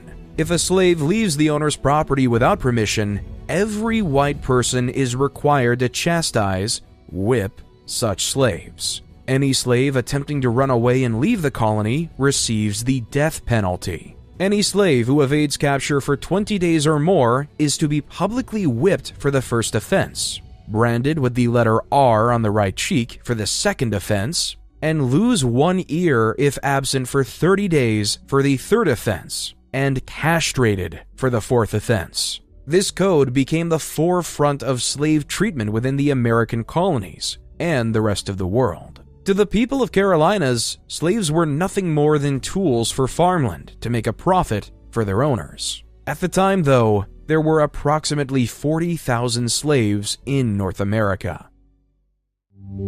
However, down south in the Caribbean islands of Barbados, Jamaica, and the Leeward Islands, the need for slaves in British colonies grew exponentially because of the profitable yet labor-intensive crop of sugarcane. To cultivate a simple stalk of sugarcane, first slaves would have to clear the space of all other vegetation in 100+ degree heat, 38 degrees Celsius, to create a clear farming surface. Then, you had to put little sugarcane stalks into the soil repeatedly. Once planted, slaves would have to weed, hoe, and maintain the crops on a massive plantation that spanned hundreds of acres. Slaves would also have to build canals to ensure the sugarcane was adequately hydrated, while they barely had enough to drink. Then, after 12 to 18 months, slaves used machetes to cut off the stalks and farm an adult sugarcane. This process was so physically grueling, as they were often malnourished, overheated, and forced to work 18-hour-plus days, that slaves would die left and right. That's why the English would enslave and transport around 200,000 Africans from 1710 to 1720 to the Americans, so they could always have fresh labor. Sugar doesn't always taste that sweet. While back in England, James Oglethorpe wanted to create a colony home to the worthy poor, individuals who struggled financially in England so that they could have a fresh start overseas. English citizens convicted of owing debt had a choice: go to prison, or go to the swamps of Georgia. In November 1732, 144 colonists, including Oglethorpe, boarded the Anne and Gravesend English and sailed to Savannah on February 12, 1733. Unlike their neighbors in the Carolinas, Georgia banned all slavery in the colony. Instead of having these massive plantations, Georgians would farm their own small farms, where they could make enough food for their families. Oglethorpe wanted the colonists to create a comfortable living but not be incredibly wealthy. The other main fear of introducing slavery would be that the Spanish colony of Florida offered freedom to any African slave who went to their border and joined their army. If slavery was permitted, there would be very little to stop the slaves from feeding the Spanish army and expanding their American interests. However, that wouldn't stop the two nations from going to war, because before Georgia was even a colony in 1731, British merchant Robert Jenkins was notorious for raiding Spanish ships and stealing their resources. One day, a Spanish privateer captured Jenkins and, as punishment, severed his ear. Jenkins then proceeded to present the ear to Parliament, and the outraged English demanded retribution. For 8 years, the two nations tried to solve this conflict peacefully, but in January 1740, Oglethorpe and his men invaded and seized two Spanish forts, Fort Picolata and Fort San Francisco de Pupo. The Georgian general wanted to go further in Florida and capture Fort St. Augustine, but quickly realized he didn't have enough forces and retreated back to Georgia. All Oglethorpe could do was fortify and prepare for the incoming invasion. That assault came in the summer of 1742. After landing on the southern tip of St. Simon's Island, the Spanish assembled to attack the English fort of Frederica. English Rangers encountered a scouting party, and Oglethorpe led the charge against the Spanish soldiers, who hastily fled the scene. While Oglethorpe returned to Frederica, his men fortified the road to the fort to prevent further incursions. A second skirmish ensued, an event later known as the Battle of Bloody Marsh, when the Spanish advanced another regiment. English forces sent the Spanish fleeing to the coastline, and from there, retreating to St. Augustine. The War of Jenkins' Ear wasn't just an American affair, it also spanned over to the Carnatic region of southern India. The English, with their Indian allies led by Anwaruddin, supported the claim to the Carnatic throne. On the other side, under the leadership of the ambitious Governor-General Dupleix, the French had forged an alliance with Chandos Sahib, a contender for the throne of the Carnatic. The tensions escalated in 1744 when a spark ignited the powder keg of colonial rivalry. The Battle of Adjar was a pivotal moment where the French defeated the English forces with their superior military tactics. It was a resounding victory for the French, and their influence in the Carnatic seemed unstoppable. Buoyed by their success, the French laid siege to the English-controlled city of Madras in 1746. The English, outnumbered and outmaneuvered, had no choice but to surrender the city to the triumphant French. But all of this was about to change because of the primary battle in the disputed territory of Austria.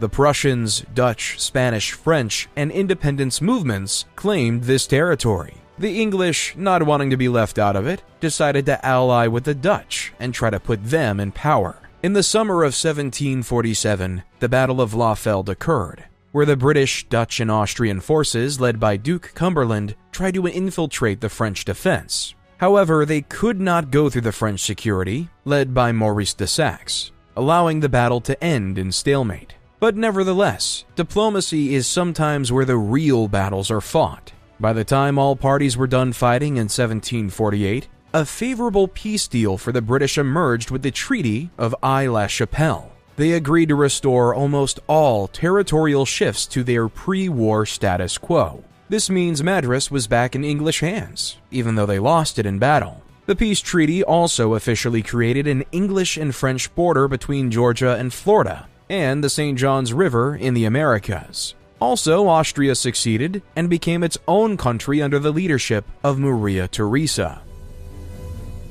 After the war, in Georgia, the question of slavery was returned to the table. Oglethorpe remained adamant that slavery not be allowed, but with the unenforceable nature of the illegal importation of slaves from South Carolina, it quickly became a lost cause. The worthy poor didn't want to be poor, they wanted to be rich like their neighbors. So, on January 1st, 1751, slavery was permitted with a code almost identical to South Carolina's and passed. This change, though, ultimately hurt the worthy poor Oglethorpe designed Georgia to help, because the South Carolinian migrants enjoyed a significant wealth advantage over the original settlers of Georgia. They quickly established socio-economic structures and relationships nearly identical to those they had known in their colony. Within 20 years, some 60 planters who owned roughly half the colony's rapidly increasing enslaved population dominated the apex of low-country Georgia's rice economy. However, not all of America was a slave colony. In the forests of North America lay the Ohio Valley, a swath of 300,000 acres home to forests, fur pelts, and the opportunity to expand. Hence, the Ohio Company of Virginia was founded by Augustine Washington, George Washington's father, to find a way to make a profit from the natural landscape. A young George Washington was tasked with surveying and mapping the company's land holdings in the region. What he found, though, was concerning from a British perspective. The land was already home to the Shawnee and Delaware tribes, both of which were unhappy about the British expansion into the colony. The French were also present in the region with their lucrative fur trading business. The land was littered with French forts, such as the Fort Duquesne, constructed at the intersection of the Allegheny and Monongahela rivers in modern-day Pittsburgh. By April 1754, when tensions between the English and French were boiling, 22-year-old George Washington was sent out with a small detachment of troops determined to secure the valley. Deep in the heart of the wilderness, Washington's party stumbled upon a secluded glen known as Jumonville Glen. In this hidden grove, Washington's men stumbled upon a small French force, led by a man named Joseph Coulon de Jumonville, a French enlisted man. Tensions were high, and the forest was thick with suspense. No one knew what lay ahead. On the fateful morning of May 28, 1754, in a way clouded by the mysteries of war, Joseph was killed. The English would say his death occurred amid battle, but the French would say it was a calculated assassination attempt. The French, seeking revenge for the death of Jumonville, were incensed. They surrounded Washington and his men, who had retreated to a makeshift fort called Fort Necessity. Trapped and outnumbered, Washington was forced to surrender on July 3, 1754. Among the terms of surrender was Washington's acknowledgement that he had assassinated Jumonville. The ball of war was rolling. In Saxony, Europe, Prussian King Frederick II invaded Saxony, which put the world on notice as this bloody worldwide conflict began. The 7 Years' War was our planet's first world war. It expanded over 3 continents: the Americas, Europe, and India. The European powers were trying to gain control for their civilization to have worldwide influence, while the local nations were fighting for survival. The tides were shifting and the world was now completely global.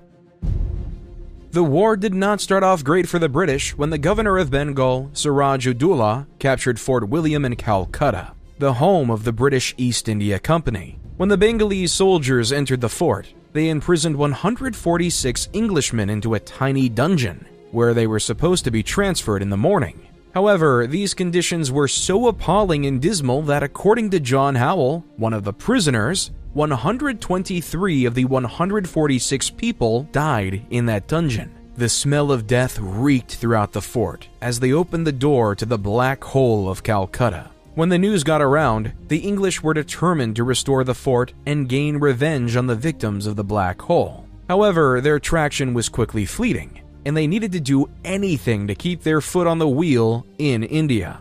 That's when British officer Robert Clive rounded up his British soldiers to take down Siraj in the village of Plassey in Bengal. As the two armies faced each other on that fateful day in June, Siraj-ud-Dowlah held the advantage. His forces outnumbered Clive's, and the heat of the Indian sun bore down upon the battlefield. But appearances can be deceiving. Clive had a secret weapon in his arsenal: betrayal. He had forged alliances with local officials discontented with Siraj-ud-Dowlah's rule. Among them was Mir Jafar, a man with ambitions of his own. The battle began, and it quickly became apparent that Siraj-ud-Dowlah's forces were poorly coordinated. Meanwhile, Mir Jafar and his supporters were ready to make their move. As the battle raged, Mir Jafar's forces defected, turning the tide in favor of the British. The British forces secured victory that day. Siraj-ud-Dowlah was captured and promptly executed.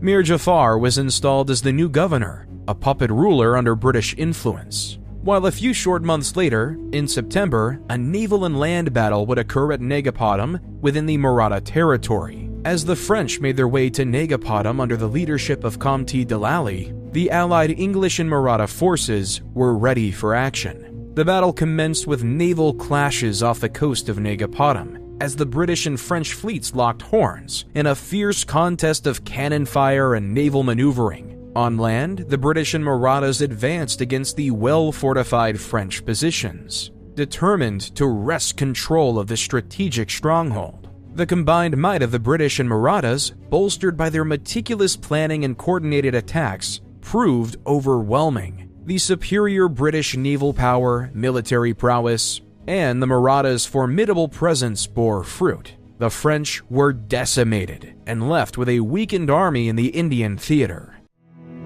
While in America, though, the French were ready to defend. However, they did not expect the British under General Geoffrey Amherst to attack Louisbourg on the eastern shores of Canada. The naval bombardment began, cannonballs tearing through the air with thunderous roars as British ships unleashed their fury on the fortress. Day after day, the relentless barrage continued, breaching walls and weakening the defenders within.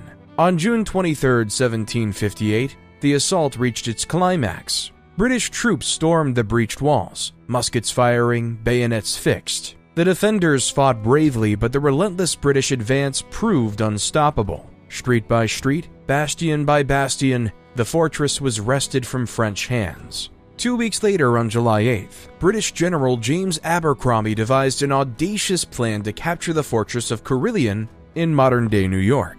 With their large amount of troops and military planning, they felt they were ready to take over. However, French commander Louis-Joseph de Montcalm had fortified Carillon well. The fortress stood amidst a labyrinth of dense woods and rugged terrain. It was not just a fortress, it was a natural stronghold. The battle began with a determined British assault. Cannons roared, muskets cracked, and the clash of steel filled the air.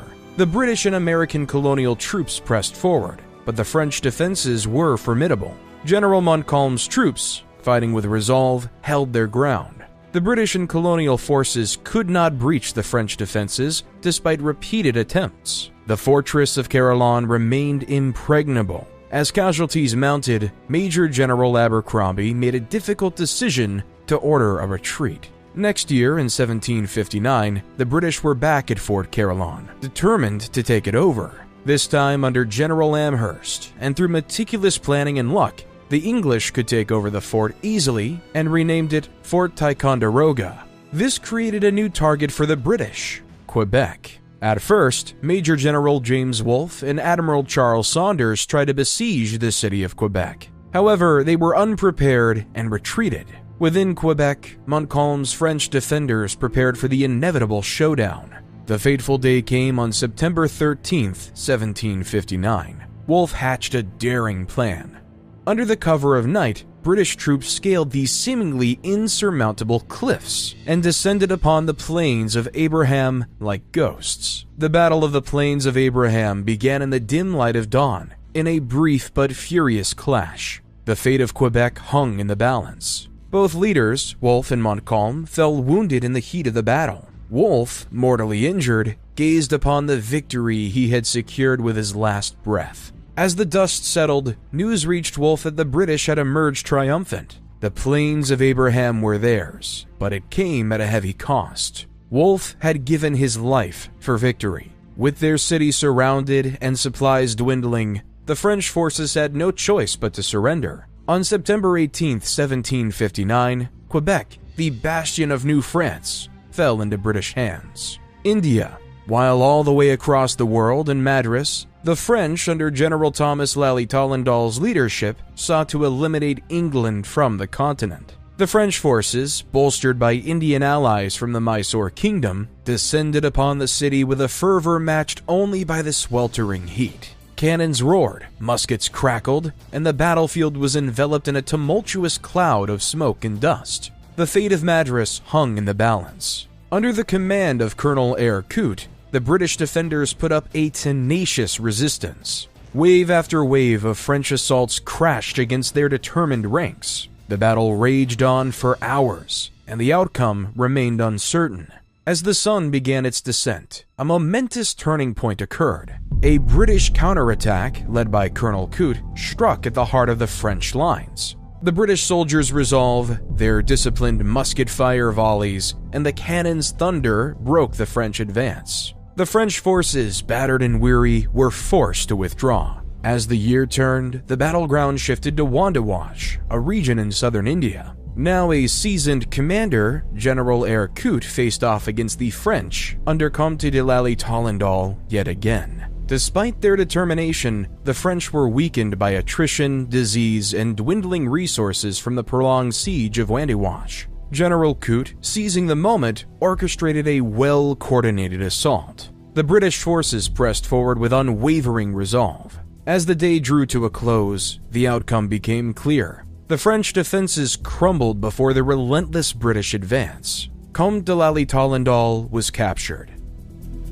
The only remaining French city in North America was the stronghold of Montreal, which was the target of attack a year later. British General Geoffrey Amherst planned a multi-pronged campaign to encircle Montreal. Columns of British troops moved precisely, one advancing along the St. Lawrence River, another ascending Lake Champlain, and a third pushing northward from Lake Ontario. However, the French were easily outnumbered. The noose tightened around Montreal as days turned into weeks. Weary and without hope of relief, the French garrison finally capitulated on September 8, 1760, marking the end of French colonial rule in Canada. While a similar fate was in store for the French in the Indian subcontinent. As in the heart of the Coromandel coast, the British forces laid siege to the mighty city of Pondicherry. The city was fortified, its defenses formidable, but as months and the siege continued relentlessly, British cannons bombarded the city over and over again until January 15, 1761, when Pondicherry was capitulated. Later, the army would continue capturing the nearby French enclaves of Caraical and Yanam. The British army would continue through the Malabar coast, near the Arabian Sea, capturing the French town of Mahe. While in the Mysore region, British forces in the Kingdom of Hyderabad clashed with the French and Mysorean troops near Seringapatam. The outcome was clear. The British and their allies emerged triumphant, eliminating French power in the subcontinent. However, the British were not done. In the Caribbean, the British were able to capture the islands of Guadeloupe, Dominica, Martinique, St. Lucia, and Grenada from the French, and Havana from the Spanish. It was clear to the world that the English were the ones to be in control. From the Caribbean to North America to India, the world was British, flying under the Union Jack. Due to their military success, the British was quite triumphant when it came to peace talks in Paris. France agreed to cede Canada to the British Empire, as long as the rights of French Roman Catholics in Canada were protected. The Spanish, still wanting to control Havana, made a trade England couldn't refuse. Havana would return to Spanish control in exchange for the swamplands of Florida in the American South. For India, the treaty reaffirmed British control of Bengal, Madras, and Bombay. The British were on top of the world. The English, reeling in debt and collectively weak, wanted to maintain peace in North America with the natives. So they passed the Proclamation of 1763, which created a boundary line across the Appalachian Mountains from Nova Scotia to Florida. Westward expansion by American colonists beyond this line was strictly prohibited. The British hoped to avoid costly conflicts with Native American tribes by creating a buffer zone. However, the Ohio Company under George Washington blatantly ignored such regulations because they were already there. Nevertheless, the English Parliament was right because the war chief of the Odawa tribe, Pontiac and his allies were gearing up to attack. In May 1763, the Native Americans laid siege to Fort Detroit, which would be followed by the sieging of Fort Michilimackinac and Fort Sandusky. The British were stunned by the coordination and ferocity of these attacks. As the conflict escalated, the British under Colonel Henry Bouquet devised a plan to break the siege at Fort Pitt, formerly Fort Duquesne. The Battle of Bushy Run in 1763 was fierce, but it showcased British resilience and signaled that they could effectively counter Native American assaults. Pontiac, however, was not just a warrior, he was a diplomat as well. He crisscrossed the wilderness, forging alliances and building a loose coalition among the tribes. His leadership was instrumental in keeping the rebellion alive. By 1764, the rebellion began to lose momentum. Many tribal leaders recognized that continued fighting might not achieve their desired outcomes. Negotiations commenced, and eventually, there was peace. After over 100 years of dealing with the British East India Company, the Mughal Empire was in a state of decline and near collapse, while the English were able to get rights to India through the Treaty of Paris. Hence, in 1765, England signed the Treaty of Allahabad with the Mughal Empire, which changed British relations in the subcontinent. This treaty granted the English East India Company Diwani rights, or the right to collect taxes. This means the company was given the right to collect revenue, land revenue administration, on behalf of the Mughal Emperor Shah Alam II in the provinces of Bengal, Bihar, and Orissa. Essentially, the company gained control over these territories' economic and financial administration. In return for the Diwani rights, the British East India Company agreed to pay an annual tribute of 2.6 million rupees to the Mughal Emperor. This was seen as a symbolic gesture to maintain the appearance of Mughal sovereignty. In principle, though, they were now colonies of the British.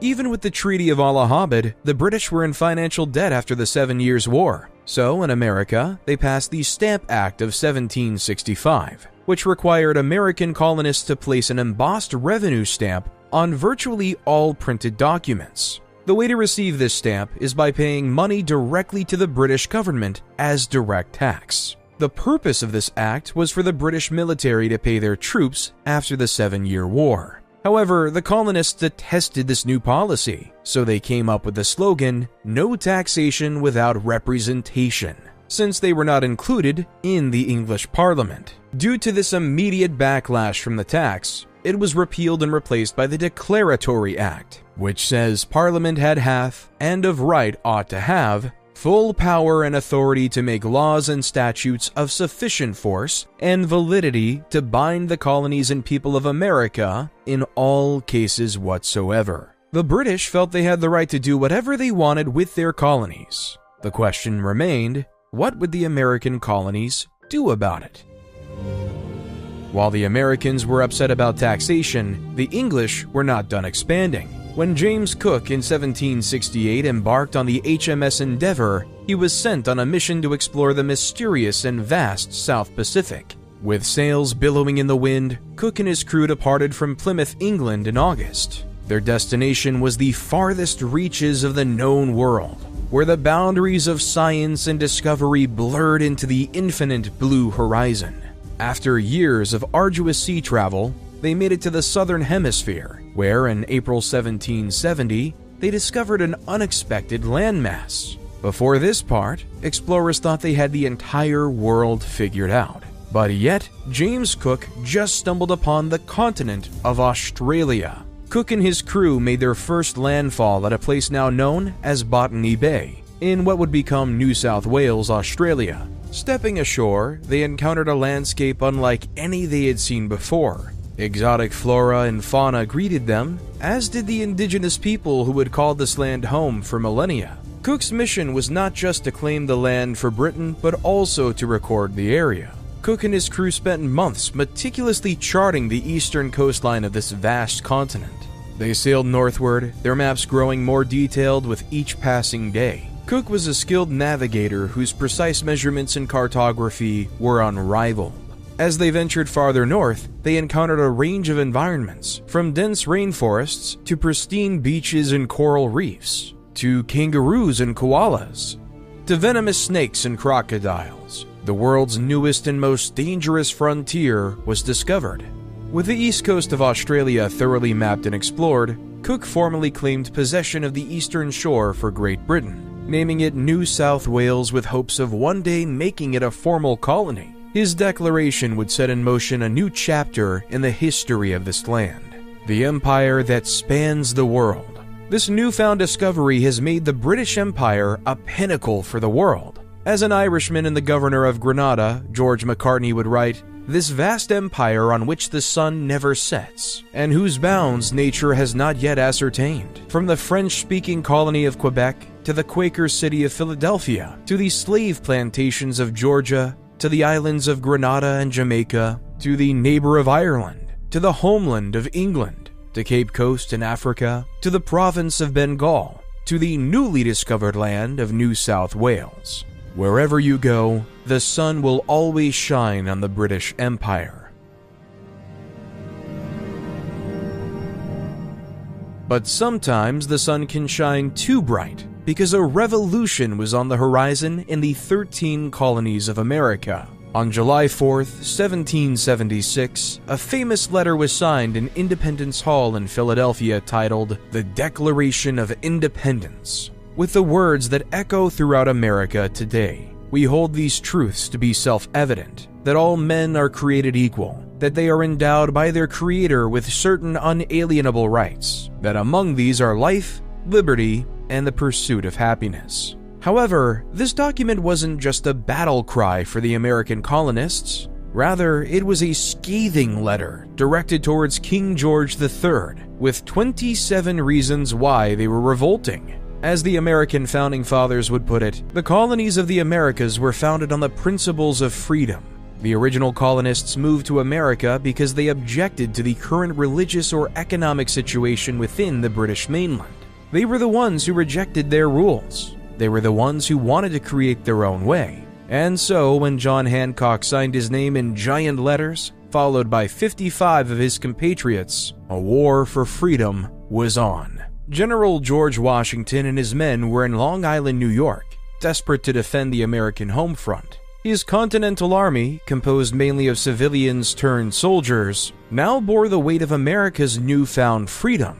They held a fervent belief in liberty, but lacked the seasoned experience of their adversaries. Across the water, British General William Howe prepared for a swift victory. A professional soldier with a record of battlefield successes, Howe was determined to put this colonial rebellion to rest. With his disciplined British soldiers, hired Hessian mercenaries, and loyalists supporting him, the stage was set for a grand military display. As dawn broke on August 27, 1776, the serene landscapes of Brooklyn were ruptured by the sounds of warfare. Utilizing their superior training, the British soldiers executed an ingenious flanking maneuver. The American defenders were taken by surprise and forced to retreat, allowing the British to retake New York. However, by December, George Washington wasn't ready to give up.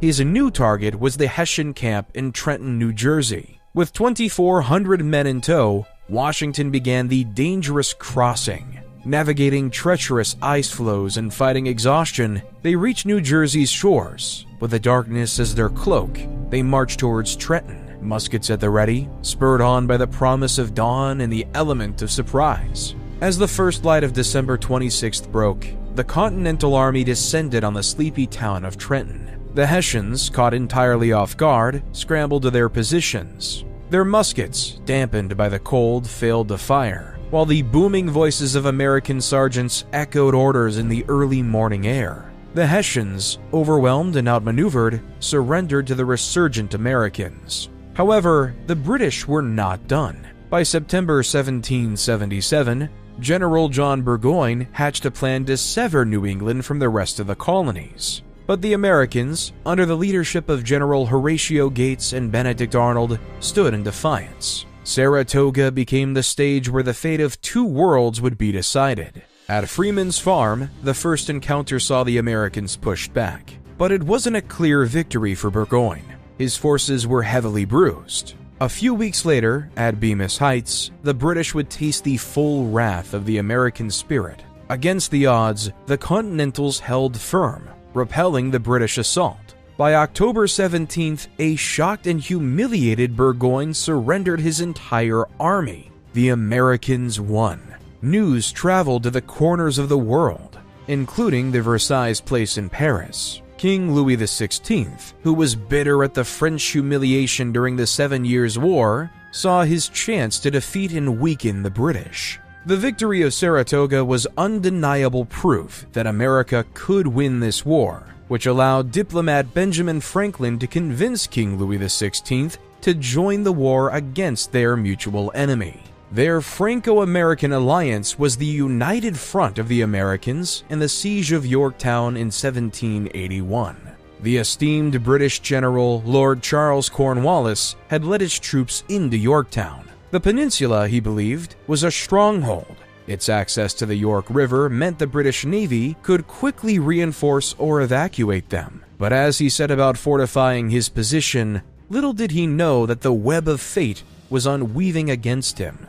They knew what to do once General George Washington and French General Jean-Baptiste Rochambeau heard of Cornwallis's location: to lay siege to Yorktown.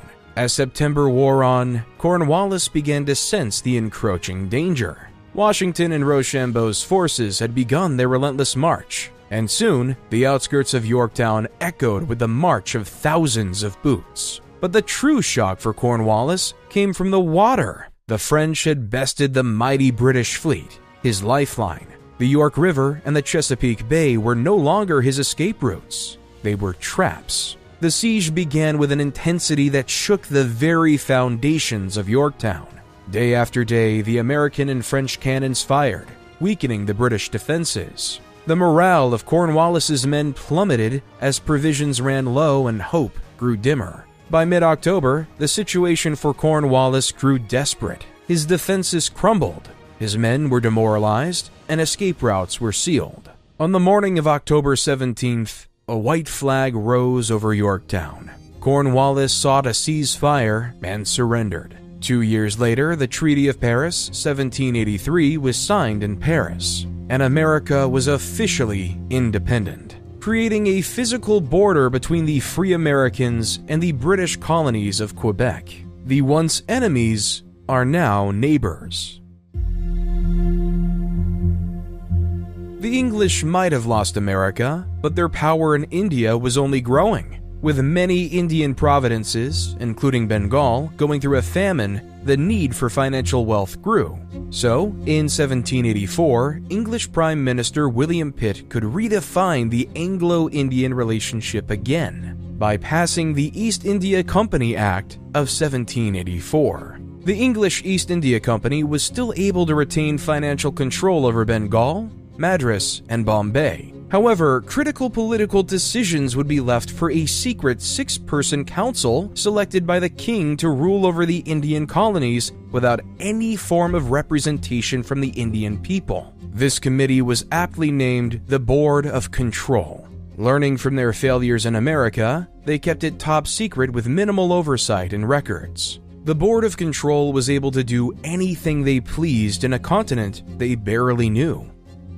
With the Americas officially not a British colony anymore, the British needed to find a new place to send their prisoners. The choice was obvious. The unhospitable desert land of Australia was discovered just a mere 2 decades ago. Captain Arthur Phillip guided 1,400 people, half of whom were convicts, to the newly discovered New South Wales. So on May 13, 1787, Captain Arthur Phillip, guiding 700 convicts and 700 free settlers, left Portsmouth, England, and took a journey of over 24,000 kilometers and 8 months to Botany Bay, New South Wales. Once they landed, Arthur Phillip quickly realized that Botany Bay would be a horrible place to set up a settlement. The bay was open and unprotected. The water was too shallow to allow the ships to anchor close to the shore. Fresh water was scarce, and the soil was poor. First contact was made with the local Eora people, who seemed suspicious of the newcomers. The area was studded with enormously strong trees. When the convicts tried to cut them down, their tools broke, and the tree trunks had to be blasted out of the ground with gunpowder. Philip decided to explore further. He discovered a more promising spot just a few kilometers north, Port Jackson at Sydney Cove. With its deep waters, sheltered coves, and more favorable conditions for a budding settlement, Philip would write it is the finest harbor in the world, in which 1,000 sail of the line may ride in the most perfect security. On January 26, 1788, the fleet weighed anchor and sailed to Port Jackson. The site selected for the anchorage had deep water close to the shore, was sheltered, and had a small stream flowing into it. Philip named it Sydney Cove, after Lord Sydney, the British Home Secretary. This date is celebrated as Australia Day. However, this too was not enough to stop the incoming famine. These Europeans were not used to Australia's harsh, unpredictable climate, nor knew how to feed themselves. The colony struggled to survive, but that did not stop the English from sending more and more prison hulks to the shores of Australia. As the colony could not support themselves, they continued to grow and struggle. The English may have lost America, but their stranglehold over the continent was not done. As the Americans were creating the Constitution and testing out this idea of democracy, many of the British loyalists and former slaves who disagreed with American ideals fled to British colonies of Canada. However, Quebec was still home to many French people who had their own culture and wanted to ensure it was protected. Nevertheless, as more and more British loyalists were about to move in, the French Canadians were ready to fight. However, instead of starting a new law, the British Parliament created the Constitution Act of 1791, which divided Canada into two colonies, Upper and Lower Canada. Upper Canada, in modern-day southern Ontario, was quickly anglicized. They would adopt British common law Anglicanism and were home to many escaping loyalists. Lower Canada, on the other hand, maintained French civil law, French Catholicism, and the French language. Even though they may be under the rule of the English, they were able to keep their culture entirely separate. The act also allowed Upper and Lower Canada to have a legislative assembly for both colonies. However, they still did not have any parliamentary representatives. For the former slaves, who fought for Britain in exchange for freedom in the American Revolution, found life in Canada to be quite hard. They may have been freed, they were not equal. They were still discriminated against and were quite poor. They had expected a better life, better prospects, and true freedom. That's why, in the crisp winter of 1791, abolitionist and British naval officer John Clarkson proposed a new African town called Freetown, a place where the slaves would not have to deal with the cold, harsh Canadian winters and even harsher discrimination. So, on February 26, 1792, more than 1,100 former slaves got on a ship that sailed out of Nova Scotia back to their ancestral homeland. On March 9th, they landed on the coast, where they created the small town of Freetown as part of the Sierra Leone Company. While Sierra Leone was being founded, the Dutch rule of the Cape Colony was ending. The Cape, a seemingly remote outpost at the southern tip of Africa, was more than just a refreshment station for weary sailors. It was the gateway to the East, a strategic jewel that every European power coveted. For the Dutch, it was home, where they had laid roots, mingled with indigenous cultures, and built a life for over a century. But as the winds from the north grew more robust, they brought British ships on the horizon. Admiral Elphinstone, leading the British fleet, knew the stakes. Control the Cape, and you control the seas to the East Indies. So the British troops moved in and took over the colony from the Dutch. Back in Isles, Ireland was tired of being under the thumb of British rule yet again. The decimation of their ancient language of Gaelic and their religious beliefs of Catholicism were being stripped. In other colonies, the British were becoming more tolerant. However, they refused such acceptance in Ireland. So, in May 1798, the flame of rebellion was lit. From the lush fields of Wexford to the rocky shores of Antrim, Ireland rose. A young farmer named Sean O'Brien led a band of rebels fighting pitched battles against well-trained British forces. They faced victories and defeats, moments of camaraderie, and heart-wrenching losses. In one poignant moment, atop Vinegar Hill after a fierce battle, Sean looked over the land, his land. Despite the British victory that day, he saw not the end, but the beginning of a long struggle for freedom. The rebellion reached its climax when French forces, allies in the Irish cause, landed on the shores of County Mayo. It felt as if liberation was within reach, but the seasoned British forces proved too formidable. The French, along with their Irish allies, suffered defeat. Another failed Irish rebellion. While in the Sultanate of Mysore in India, the British were gaining influence and power. Tipu Sultan, the leader of the Mysore people, contacted the French, asking to be allies to destroy the English, like how they did in America. But yet France did not help this time, forcing the Mysorean people to defend for themselves. The news of Tipu's secret correspondence with the distant French engulfed the world in flames due to the British vast spying network. The Governor-General, Richard Wellesley, saw the potential danger of a Franco-Mysorean front. Determined to nip this threat in the bud, the British sought allies in the Nizam of Hyderabad and the formidable Marathas. As the British and their allies began their march, closing in on fortresses and territories, the atmosphere in Mysore grew tense. The roads leading to Seringapatam, Mysore's proud capital, echoed with the march of British boots and the rumbles of their cannons. Tipu, clad in his royal attire, frequently consulted with his generals. The map of his empire spread out before him,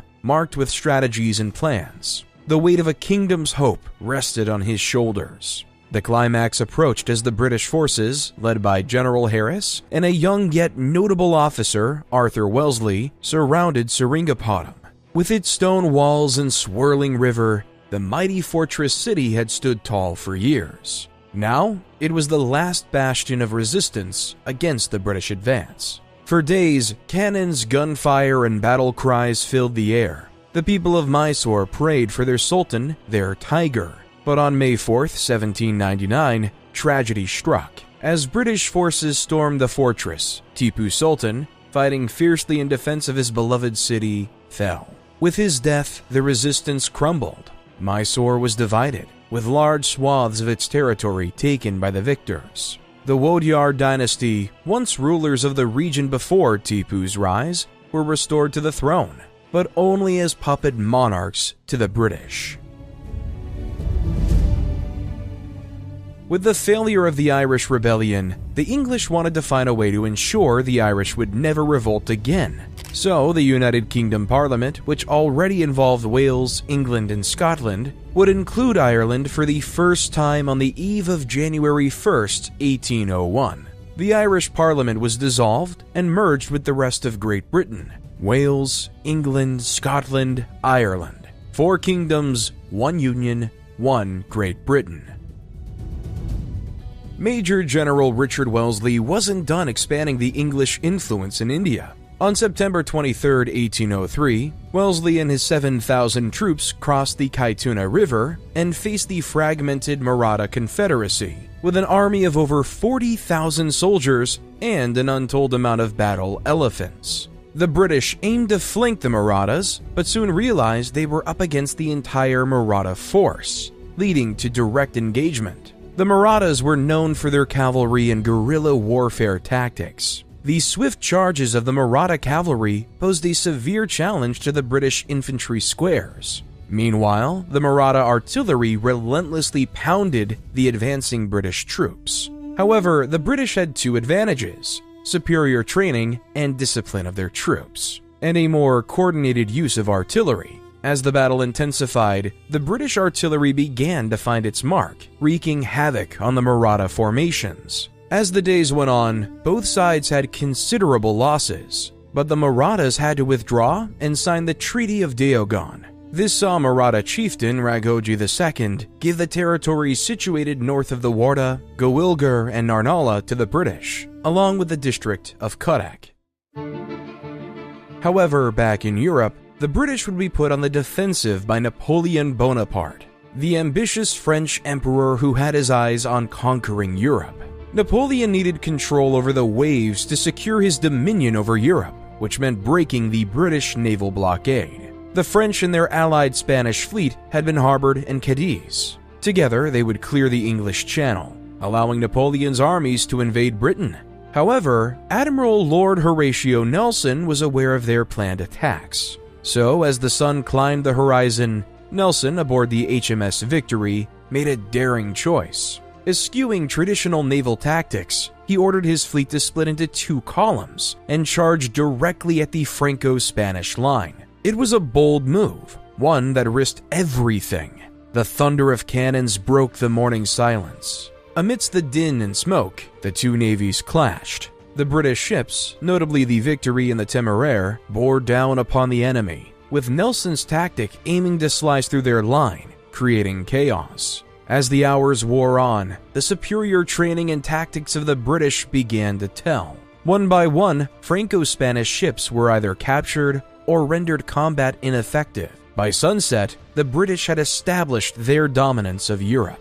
When you can't win by fighting, you tend to take the battle to the realm of trade. In 1806, Napoleon passed the Berlin Decree, which declared that the British Isles were to be in a constant state of blockade and barred all trade with Great Britain. In response, Great Britain passed the Orders in Council. Any English-controlled colony was barred from trade with France. Also, if you complied with the Berlin Decree or tried to evade the British military, your ship would be seized. As well, any ports that followed the Napoleonic Decree were blockaded and not allowed to have vessels enter and leave. The Battle of the Blockades was on. As the English and French fought about trade, Great Britain changed the game once again. In 1807, the British Parliament passed the Abolition of the Slave Trade Act, which made it illegal to engage in the slave trade within the British colonies. However, slavery was still legal. You could still own a slave, you couldn't trade them internationally.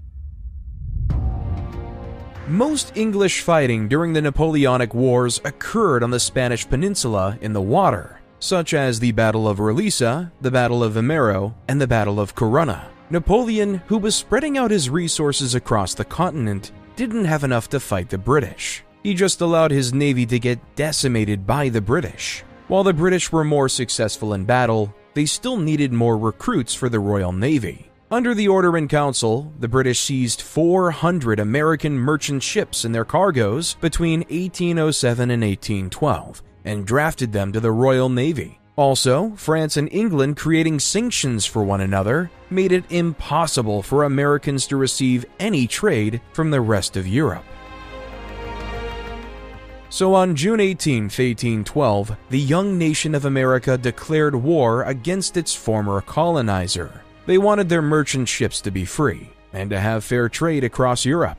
So, American General William Hull went into the inlands of Upper Canada, trying to capture it. However, he was unsuccessful and retreated back to Fort Detroit. This led British Major General Isaac Brock and their Shawnee allies under Tecumseh to target Detroit. Tecumseh had his warriors parade in and out of the woods multiple times, creating the illusion of a much larger force. This, along with the intimidating war cries and other deceptive tactics, made Hull believe he was vastly outnumbered. Meanwhile, Brock sent a demand for surrender, hinting that if a battle began, he might be unable to control the native warriors from attacking American civilians and soldiers alike. This psychological ploy preyed on Hull's fears. Without a shot being fired from the British cannons, and with minimal direct engagement, Hull surrendered Fort Detroit to the British on August 16, 1812. The war wouldn't get any easier for the Americans because on January 18, 1813, a small American army wanted to reclaim Detroit.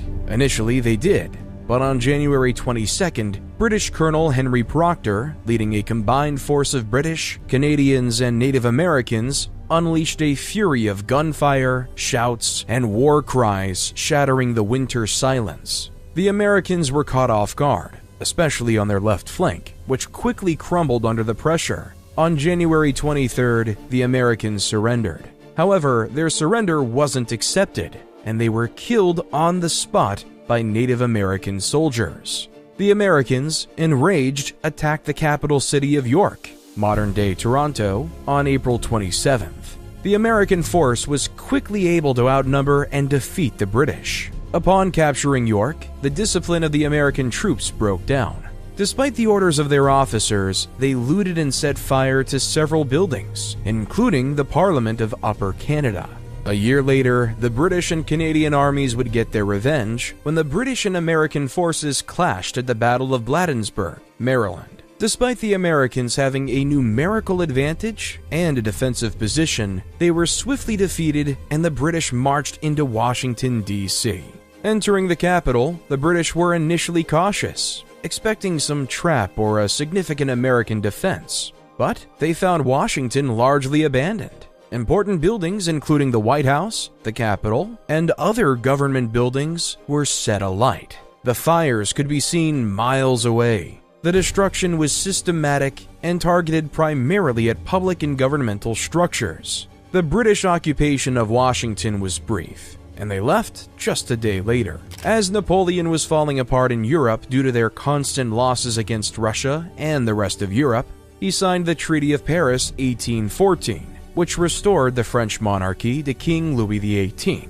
England thought about sending more forces to the American theater. However, they knew that the Americans were too rebellious to follow their will again.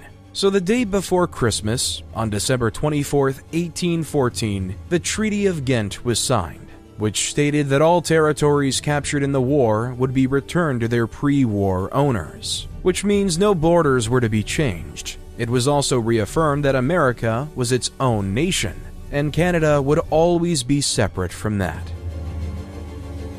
Instead, they focused on the Himalayas and the Kingdom of Nepal, governed by the Gurkha soldiers. The Gurkhas, renowned for their courage and military prowess, had expanded their territories. But to their south, another giant was growing, the British East India Company, which had begun to see Nepal as a strategic buffer against potential Chinese incursions. The initial spark for conflict was the shared interest in the Terai region, a fertile belt between the Himalayas and the plains of India. Border disputes and territorial ambitions from both sides culminated in the British East India Company declaring war on Nepal in 1814. The battle began at Nalapani near Dehradun.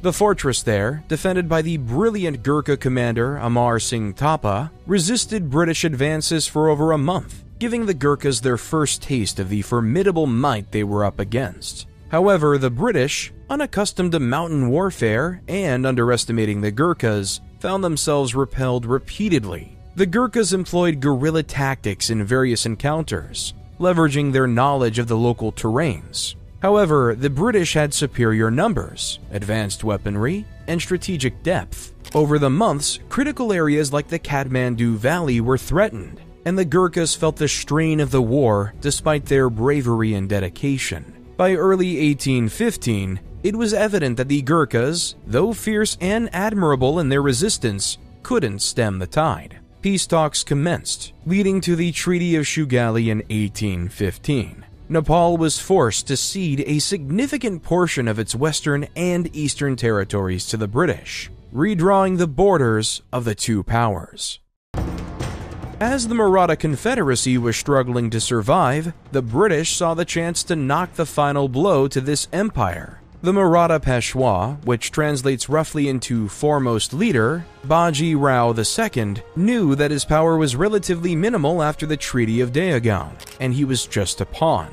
The Maratha chiefs, the Holkars of Indore, the Bonsals of Nagpur, the Scindias of Gwalior, and the Gaekwads of Baroda, had their own ambitions and differences. Internal squabbles often overshadowed their collective power. On the other hand, the British, under Governor-General Lord Hastings, saw an opportunity amidst this discord. Baji Rao II, hoping to restore some of the lost Maratha prestige, began secretly building up his military might, and tales of his preparations soon reached British ears. Their intelligence was impeccable, seeing the Peshwa's actions as a treaty violation, which had assured the British of his non-aggression. Lord Hastings believed in striking first. The Battle of Khadki near Pune saw British forces led by General Smith clash fiercely with the Marathas. After intense fighting, the British emerged victorious, capturing Pune and neutralizing Peshwa's power. But the war was far from over. To the northeast, in Nagpur, Raghoji II Bonsal led his forces against the British. The Battle of Sitabuldi was brutal, with both sides taking heavy casualties. The Marathas fought valiantly, but the disciplined and well-equipped British troops, under the command of Colonel Scott, prevailed. Simultaneously, the Holkars were gearing up to face the British in central India. The confrontation resulted in several skirmishes, with neither side gaining a decisive advantage. However, the sheer persistence of the British forces gradually wore down the Maratha resistance. Then there were the Scindias of Gwalior. Understanding the overwhelming odds against him, Daulat Rao Scindia decided to remain neutral. This was a significant blow to the Maratha and caused the eventual surrender. As they signed the Treaty of Mandaswara in 1818, the Maratha Confederacy was dismantled and its territories were annexed by the British. The Peshwa title was abolished, and Baji Rao II was exiled to Bithur, ending a once great confederacy. As the English were expanding, they needed another fort to help navigate the waters of Asia. So Sir Thomas Stramford Raffles was tasked with finding a new place to create a trading fort. Eventually, Raffles settled on the island of Singapore because of its position at the southern tip of the Malay Peninsula, near the Straits of Malacca, and its excellent natural harbor, freshwater supplies, and timber for repairing ships. Raffles' expedition arrived in Singapore on January 29, 1819, putting this strategic island under British control. While in India, the British weren't done expanding. They saw the Konbaing dynasty of Burma as a threat to British expansion. It began with the Burmese occupation of the island of Shalpuri in 1824. For the British, this was a sign of looming Burmese encroachments of Bengal. Responding, the British struck decisively with a two-pronged invasion, quickly capturing the port of Rangoon. They had expected the fall of this significant city to bring the Burmese to the negotiating table, but the Konbaing dynasty was resilient. Rather than engaging in open battle, they adopted guerrilla warfare, relying on the monsoon rains and the dense forests to wear down the foreign invaders. For nearly 2 years, the jungles of Burma witnessed a strategic game of cat and mouse, with neither side willing to yield. Though superior in equipment and naval power, the British were tested by the unfamiliar terrain and the relentless Burmese resistance. Finally, in 1826, with both powers exhausted and drained, diplomats met to draft the Treaty of Yandabo. Burma recognized British claims over Assam, Manipur, Kachar, and Jaintia, while ceding Arakan and Tenasserim's coastal regions. A heavy silver indemnity would be paid to the British, further straining the Burmese treasury. While back in Parliament, Great Britain was going through culturally its own troubles. In 1829, they passed the Roman Catholic Relief Act of 1829, which allowed Catholics legally serving in Parliament for the first time. Within days, Irish Catholic Daniel O'Connell was able to take his seat in the House of Commons. The countless wars, resettlements, and prejudice against Anglicanism and Catholicism were starting to be resolved. Religious acceptance was growing in the Isles. However, acceptance of the Aboriginal people of Australia was not part of the plan. The island of Van Diemen's Land, now known as Tasmania, had been inhabited by the indigenous Palawa people for thousands of years. However, the British arrival and the ever-increasing number of settlers made it hard for the Palawa people to survive. This resulted in the Palawa, in their bid for survival, occasionally raiding settler farms for food. The settlers, feeling threatened, often retaliated with violence. As time went on, confrontations became more frequent. Reports of violent skirmishes, kidnappings, and killings became commonplace. The settlers termed these confrontations the Black War. As tensions escalated, the colonial administration under Lieutenant Governor George Arthur declared martial law, allowing settlers to kill Palawa on sight. In a large-scale attempt to resolve the issue, 1830 saw the formation of the Black Line. It was a human chain comprising settlers, convicts, and troops meant to traverse the island and drive the remaining Palawa into the Tasman Peninsula, where they would be isolated. This line was largely ineffective and costly. By 1831, under the guise of Christianity, all of the remaining Palawa were moved to Flinders Island, where most died due to disease, malnutrition, and despair. History is never black or white, because on August 28, 1833, the Slavery Abolition Act was passed. The act gradually emancipated all slaves throughout the British Empire within 6 years. Also, the act gave £20 million, approximately £2 billion today, to compensate slave owners for losing their property. The former slaves did not receive any of this money for themselves. Instead, they were forced to fend for themselves with no assets.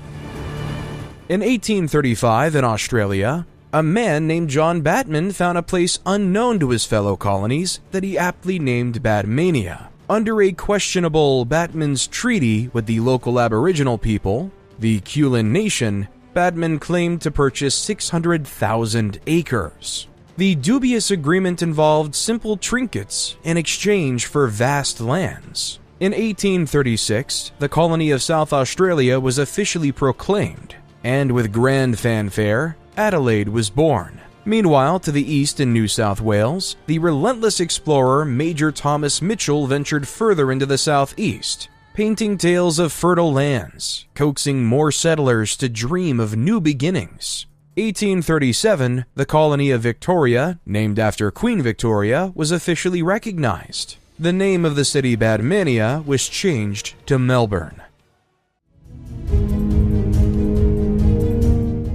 While in China, the British were facing an issue. They loved the taste of Chinese tea. All across the empire, people wanted to drink the luxurious tea. The only problem was that the British didn't have anything worth that the Chinese desired, except for Indian opium. The highly addictive drug ruined lives, and the Qing dynasty did not want it in their empire. So the Qing dynasty appointed Lin Jeju to eradicate all opium trading within China. His approach was unwavering: confiscate and destroy. The beaches of Guangzhou soon bore witness to an immense pyre, with tons of confiscated opium set ablaze, sending dark plumes of smoke skywards. The message was clear: China would no longer be a silent spectator. This act was not taken lightly by the British. The far-reaching British Empire saw it as a violation of trade rights. Their navy, bolstered by ironclad, steam-powered gunboats, was sent with an order to protect British interests.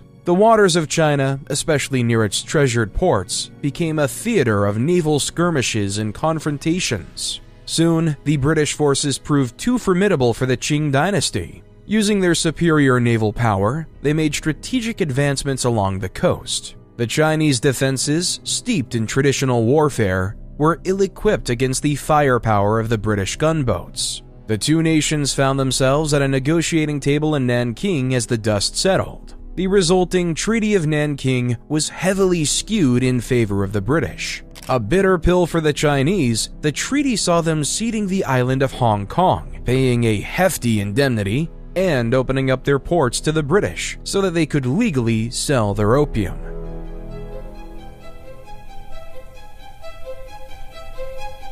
Off the coast of Australia lies the attractive island of New Zealand. Many British settlers moved from Australia to the neighboring island to establish their homes. However, the islands were not empty. They were inhabited by the Maori people, an Aboriginal tribe that has been there for thousands of years. Lieutenant Governor William Hobson had the task of securing British sovereignty over New Zealand. So he wrote the Treaty of Waitangi in a matter of days in English, and then, shortly after, it was translated into Maori. On February 6th, when 500 Maori citizens debated the treaty, they thought they discussed the same document. However, the translation was inaccurate, which caused future tension. In the English version, Maori cede the sovereignty of New Zealand to Britain. Maori give the Crown an exclusive right to buy lands they wish to sell, and in return are guaranteed full rights of ownership of their lands, forests, fisheries, and other possessions.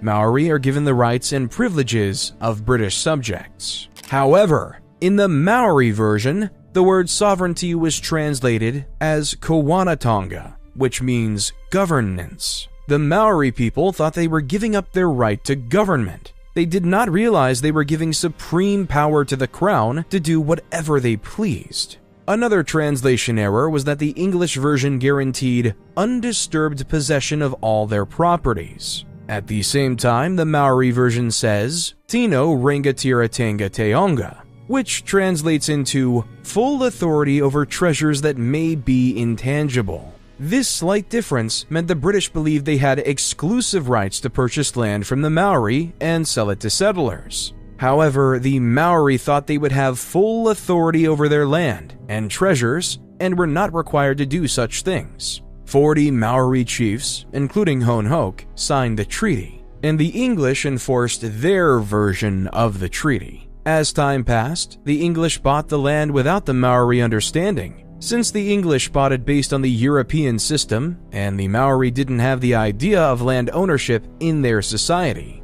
that's when Rowan Oak realized signing was a mistake. The Maori were no longer independent. So, in a bold act of defiance, Heki, with the help of his allies, felled the Union Jack on Mikey Hill, not once, but 4 times. The Cowitti settlement of Kororika, modern-day Russell, soon became the battleground.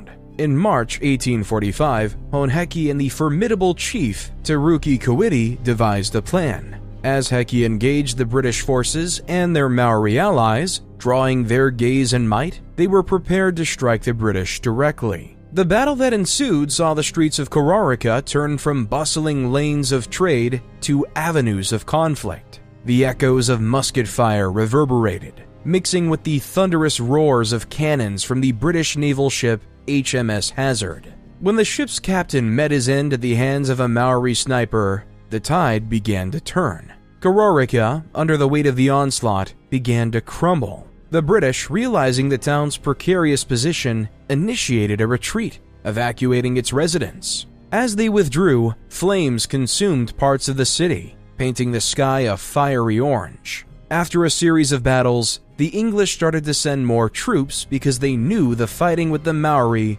wasn't done.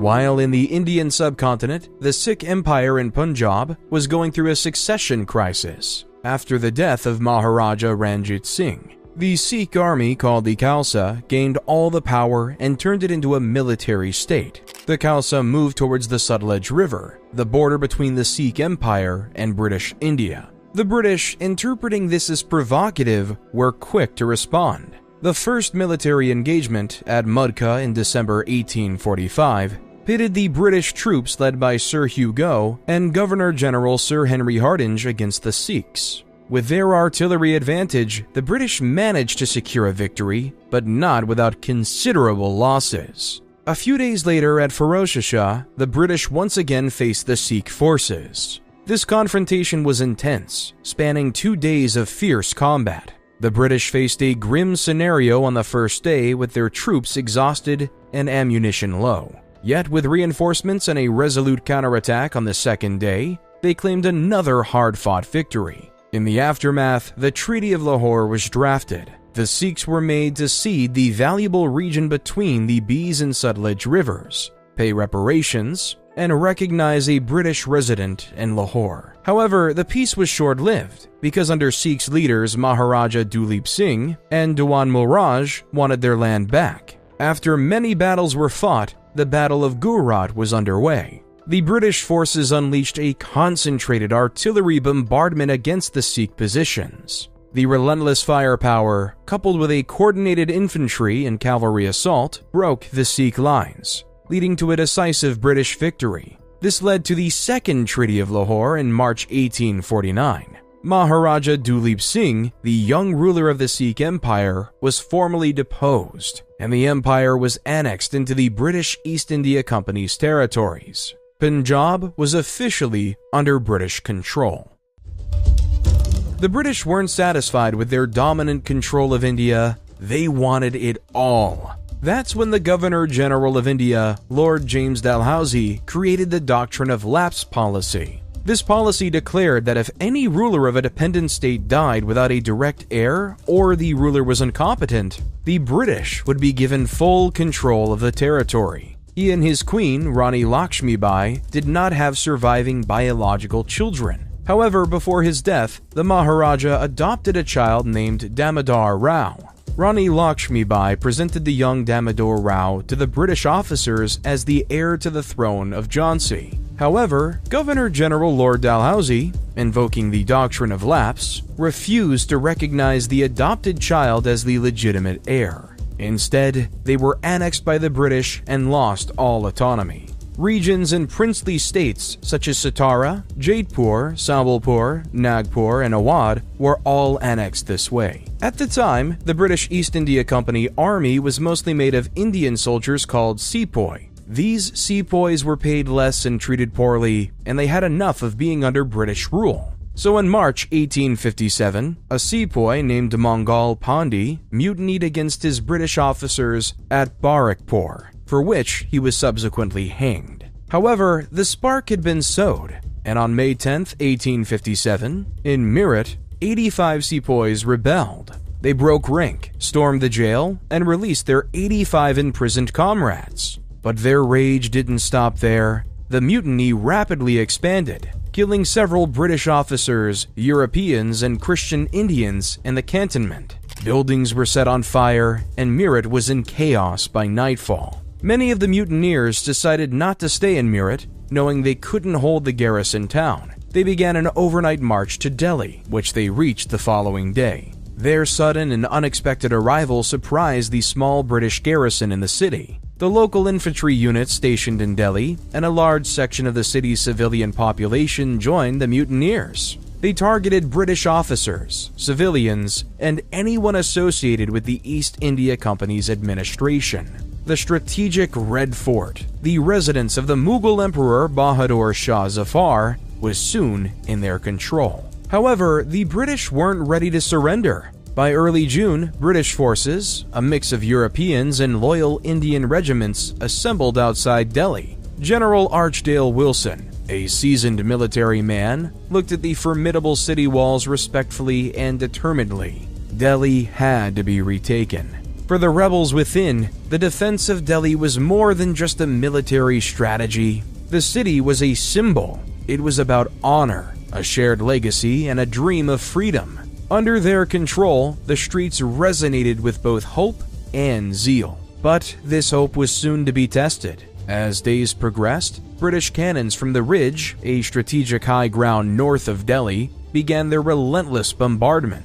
The city responded in kind, with its own guns roaring, painting the sky with trails of smoke. Then, in early September, the British had their break. General John Nicholson led troops to storm the Kashmir Gate, using explosives to breach this formidable entry point. As the dust settled, British forces began pouring in. Delhi's narrow alleys turned into mazes of combat. Rebel sniper shots from hidden rooftops, British bayonet charges, and street-to-street combat characterized the following days. Every corner of Chandni Chowk, every gate of the fort, became a testament to the bravery and the brutality of war. By September 20th, the British had a firm grip on Delhi. The Red Fort was once again under their control. Bahadur Shah Zafar II, the leader of the rebellion, was captured shortly after, marking a poignant end to the Sepoys' rebellion and the rule of the Mughal dynasty. In the aftermath, British retribution was swift and unforgiving. Many rebels met their end at the gallows, and parts of the city were left scarred and desolate. The Indian Rebellion wasn't just isolated to Delhi, but covered the entire subcontinent.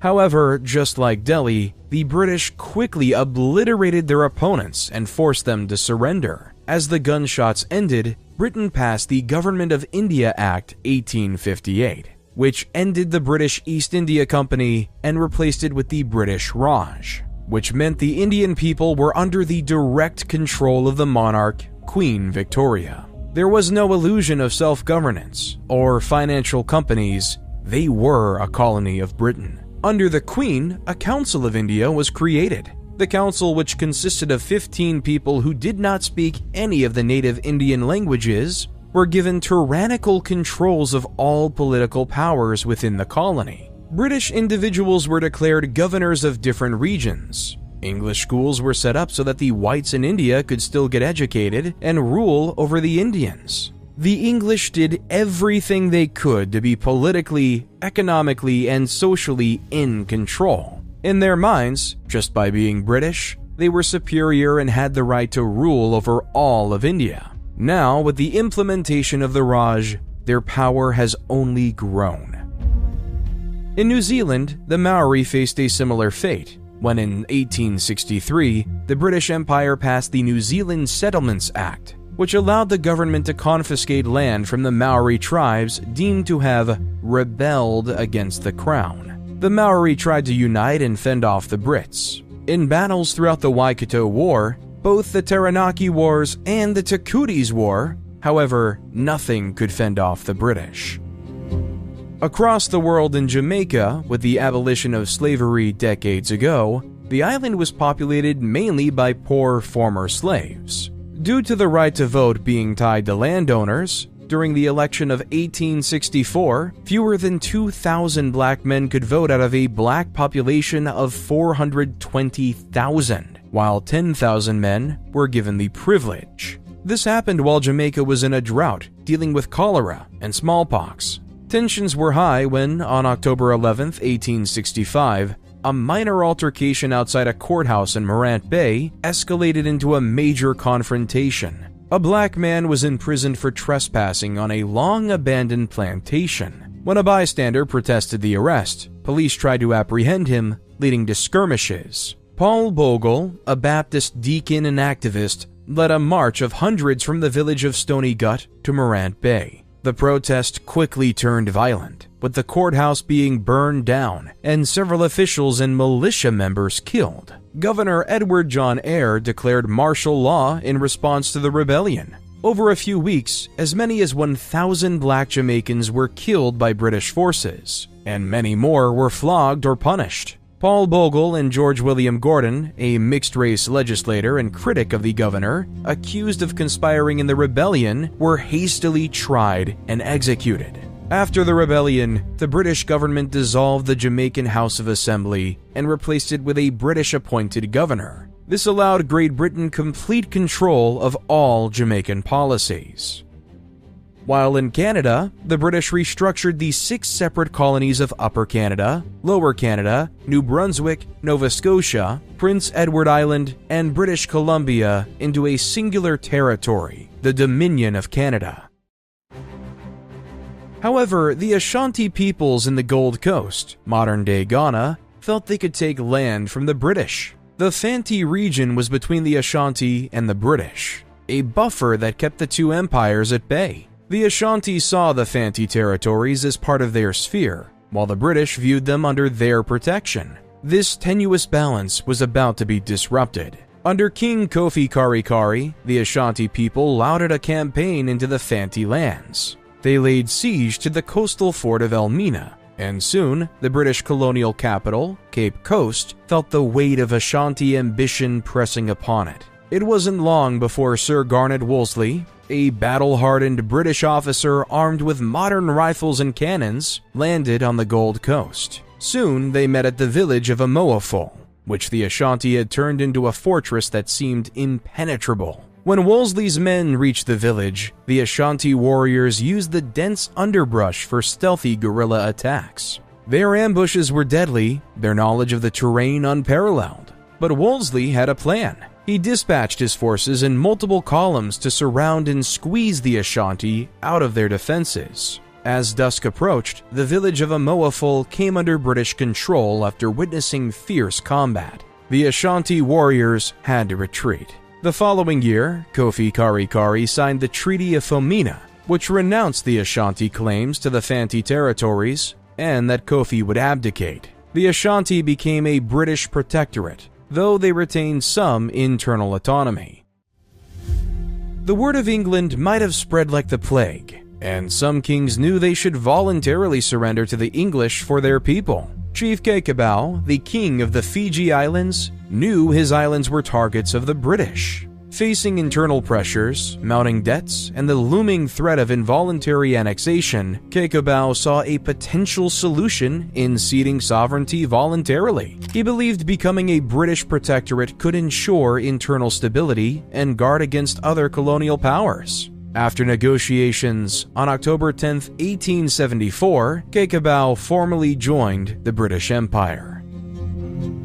Some areas could just be bought with money. The Suez Canal was completed in a French-Egyptian joint project in 1869. The Suez Canal was revolutionary because the waterway offered direct maritime passage between the Mediterranean and the Red Sea, slashing the duration of the voyage to the British Raj in India. However, building such a canal put Ismail Pasha, the Khedive ruler of Egypt, in extraordinary debt. So British Prime Minister Benjamin Disraeli raised £4 million to buy 44% of the canal shares. The value of this would be £378 million today. With the transaction finalized in 1875, the balance of power over the Suez Canal tilted decisively in Britain's favor.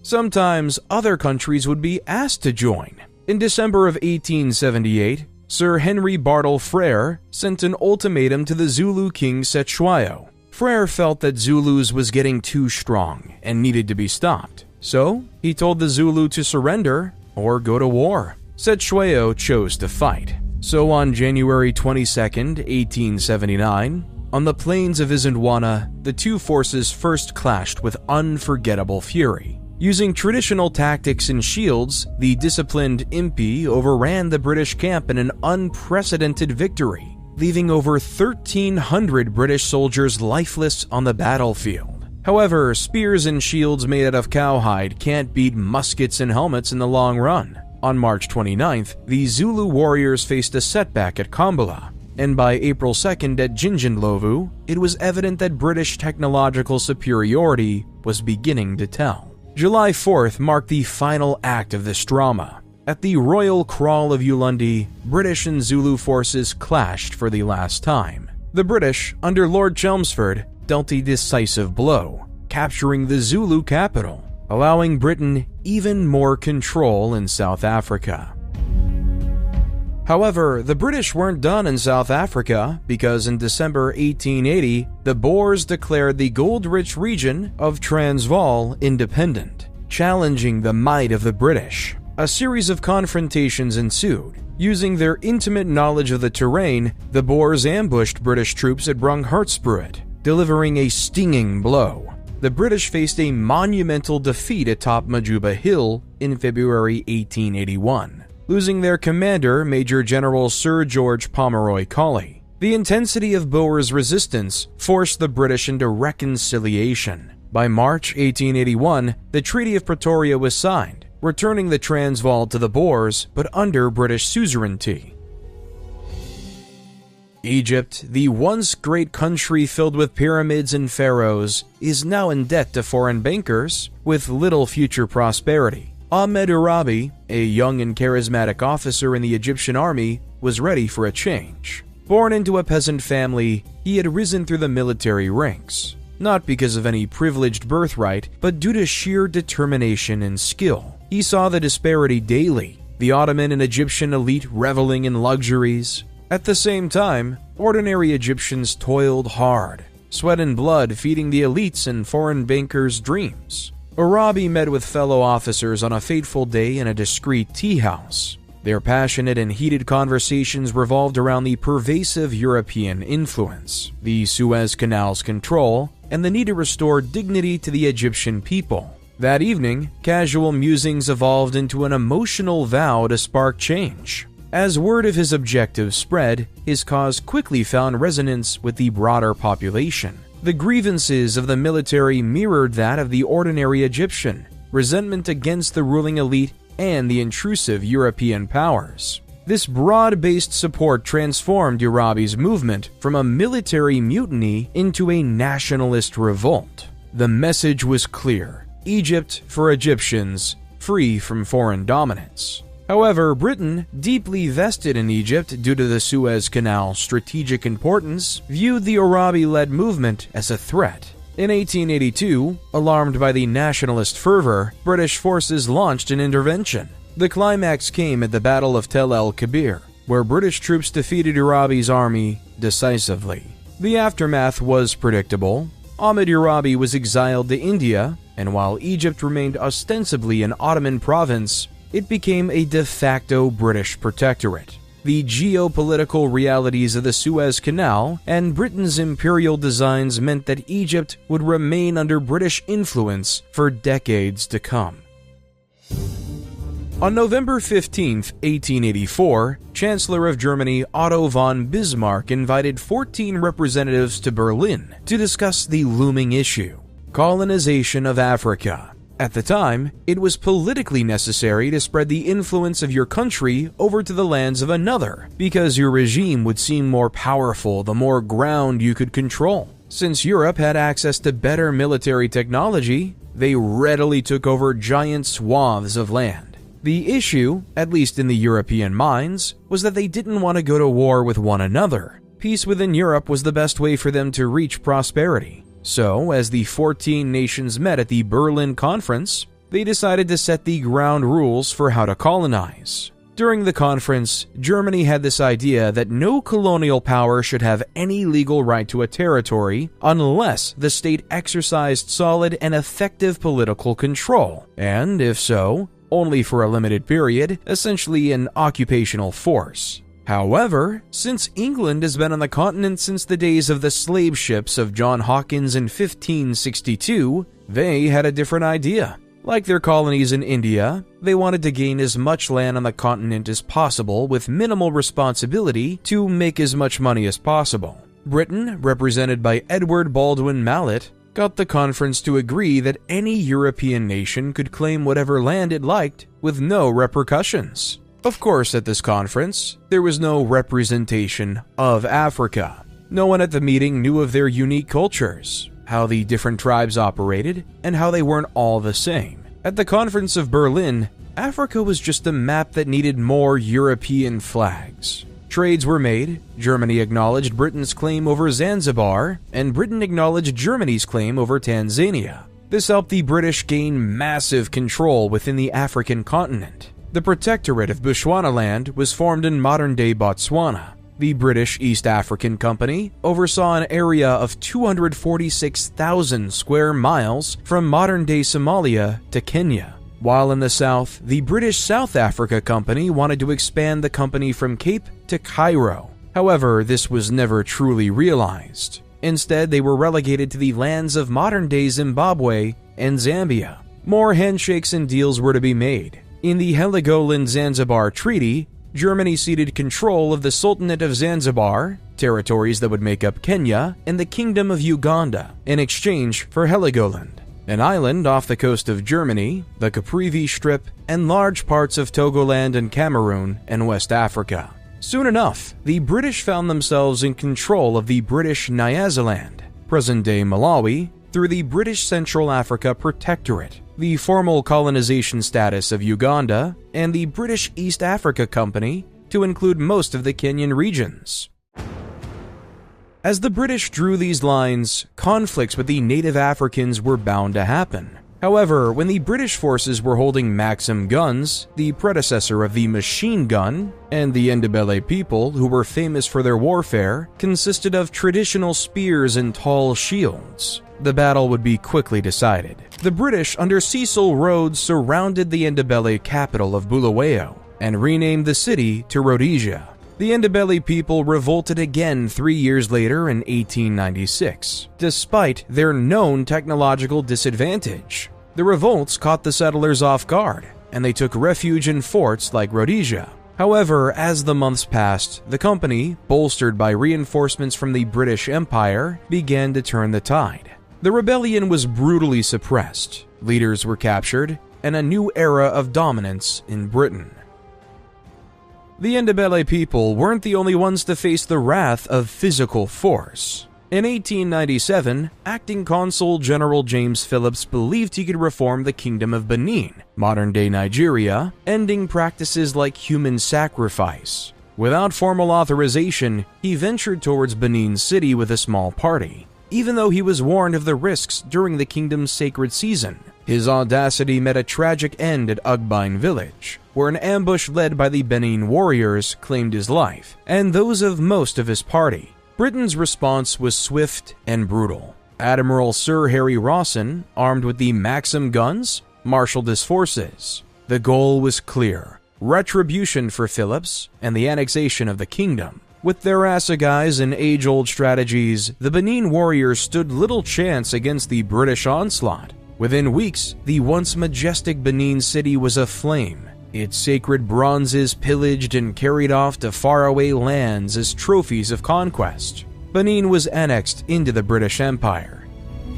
However, this line drawing sometimes led to conflict with other European powers. The remote settlement of Fashoda in Sudan was clearly claimed by the British. However, that didn't stop French Captain Jean-Baptiste Marchand from placing the French flag at Fashoda when they arrived. When British General Sir Herbert Kitchener saw the flag, he knew something had to be done because of this transgression.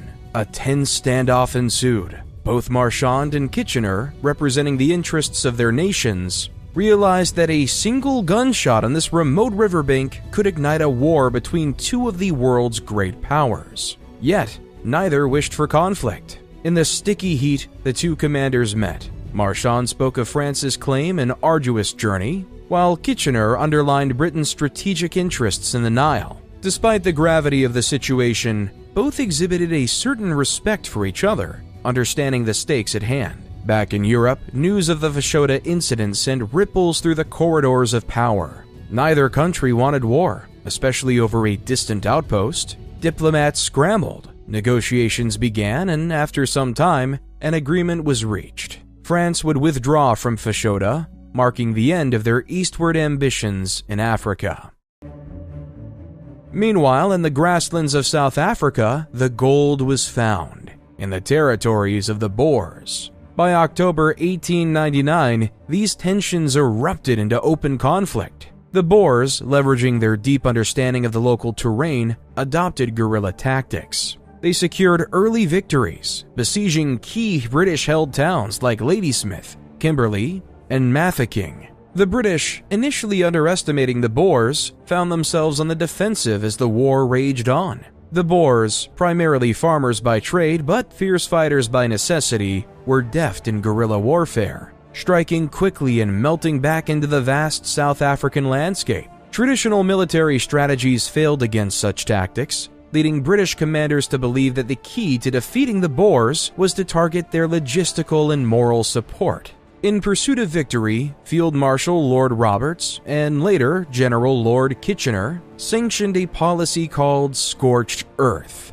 The strategy involved the widespread burning of Boer farms and the destruction of their crops. The policy didn't stop at burning farms. To ensure that the Boer population couldn't aid their fighters, the British began relocating Boer civilians, predominantly women, children, and the elderly, to concentration camps. These camps were not designed for large-scale habitation and soon became notorious for their deplorable conditions. Malnutrition, poor sanitation, and diseases like typhoid fever decimated the camp populations, leading to the deaths of tens of thousands. Despite its high humanitarian cost, the Scorched Earth policy wore down the Boer resistance. In May of 1902, after long, hard-fought years and amidst a landscape scarred by war, the two sides came together.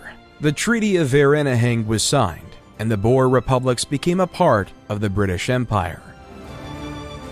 As the years turned the clock to the 20th century, the British Empire spanned all across the globe, from the Dominion of Canada to Jamaica and St. Kitts in the Americas, to Cape Colony, the Gold Coast, and Sierra Leone in Africa, to British India, to Singapore, to Hong Kong in Asia, to Australia, New Zealand, and Fiji in Australia. Britain embodied the phrase, "the sun will never set." In 1907, the British tried to change their relationship with their subjects with some of their colonies during the Imperial Conference. The colonies of Canada, Australia, New Zealand, South Africa, and Newfoundland were given unprecedented rights to rule themselves while still being under the prowess of the Crown.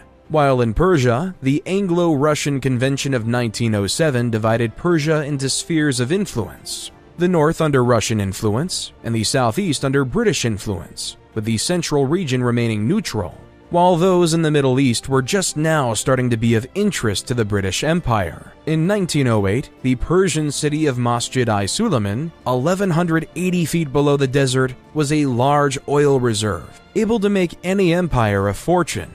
In 1909, the Anglo-Persian Oil Company was formed, and within 30 minutes, all of their initial public offering stocks were sold out. The British needed to increase their control in the region. Their neighbors of Persia were the Ottomans, a fledgling empire trying to retain its former glory. But the British knew they could take their lands and continue growing their empire. That's why they needed a world war. Most people will claim that on June 28, 1914, Archduke Franz Ferdinand of Austria-Hungary and his wife were assassinated in Sarajevo by Gavrilo Princip, a Bosnian Serb nationalist, started the war. However, the war was a battle of worldwide colonization. The Triple Entente, which featured France, Russia, and Britain, faced off against the Triple Alliance, which featured Germany, Austria-Hungary, and the Ottomans. Germany wanted to expand their empire. The British wanted to expand their empire. France wanted to expand their empire. The Ottomans tried to keep it. As the war began, the British Expeditionary Force, BEF, was dispatched to the continent, where they confronted the Germans at the Battle of Mons. This initial conflict was marked by a robust British defense, stalling the German advance and commencing trench warfare's enduring, grim nature. The Western Front was a tangle of trenches, but the Allies sought to make strategic gains elsewhere. This led to the initiation of the Gallipoli Campaign. British, Australian, and New Zealand forces aimed to secure the Dardanelles Strait, hoping to knock the Ottoman Empire out of the war. However, instead of the anticipated swift victory, the campaign became a drawn-out ordeal with rugged terrains, stiff enemy resistance, and immense casualties. As the war was in a stalemate, the British and French had a secret agreement of what to do in the Middle East after the war. In this Sykes-Picot agreement, France would gain the territories of modern-day Syria and Lebanon, while the British would get the lands of Jordan, southern Iraq, and much of modern-day Israel. The Western Front saw another significant endeavor to break the stalemate, the Battle of the Somme. Initiated in July, this battle became one of the war's most significant engagements. Machine guns and fortified defenses thwarted hopes of a breakthrough. While some ground was gained, it came at a high cost, rendering the Somme a symbol of the war's futility and devastation. The war's deadlock led to repeated offensives, including the Battle of Arras. While initial gains were promising, it eventually became another battle of attrition. Later in the year, the Battle of Passchendaele became notorious for its muddy wasteland, making any advance almost impossible and leading to immense casualties. The war reached a turning point when Germany launched its Spring Offensive, a desperate attempt to break through Entente lines. Initially, the Germans made significant gains, pushing the Entente back. However, by summer, resilience, fresh American troops, and logistical strains on the Germans set the stage for the 100 Days Offensive.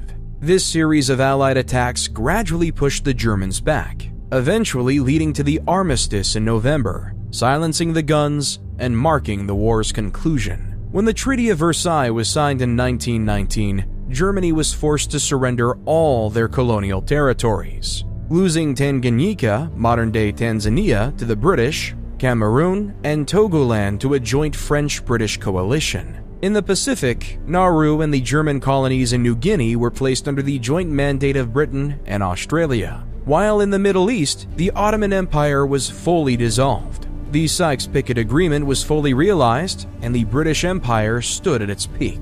But yet, little did they know the sun was finally setting. The day always turns into night, and the end of the British Empire was upon us. The end of colonization was imminent.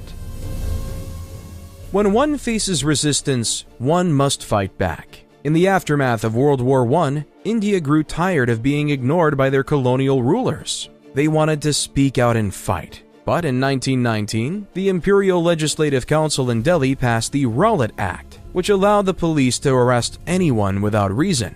There would be no trials, there would be no rights, and the accused wouldn't even know the evidence brought against them. The implementation was quick. Two non-violence leaders, Saifuddin Kichlu and Dr. Satyapal Singh, were arrested shortly after that. But instead of fighting with their swords, they fought with their actions. Under the guidance of Mahatma Gandhi, a new philosophy in resisting oppression was created, called Satyagraha, a Sanskrit word that means polite insistence on truth. Instead of getting angry and causing a war, politely resisting is the best way to fight. When the arrest of Kichlu and Singh was made public, thousands of Indians flocked to Jallianwala Bagh in Punjab to protest peacefully against the Raleigh Act and the release of the activists wrongly in jail. Instead, Brigadier General Reginald Edward Harry Dyer surrounded the people with 50 riflemen. His men blocked the exit and then ordered them to shoot. As the protesters tried to flee, Dyer and his riflemen continued to fire until they ran out of ammunition, and 1,500 people lay dead. This led to the question, is nonviolence really the answer?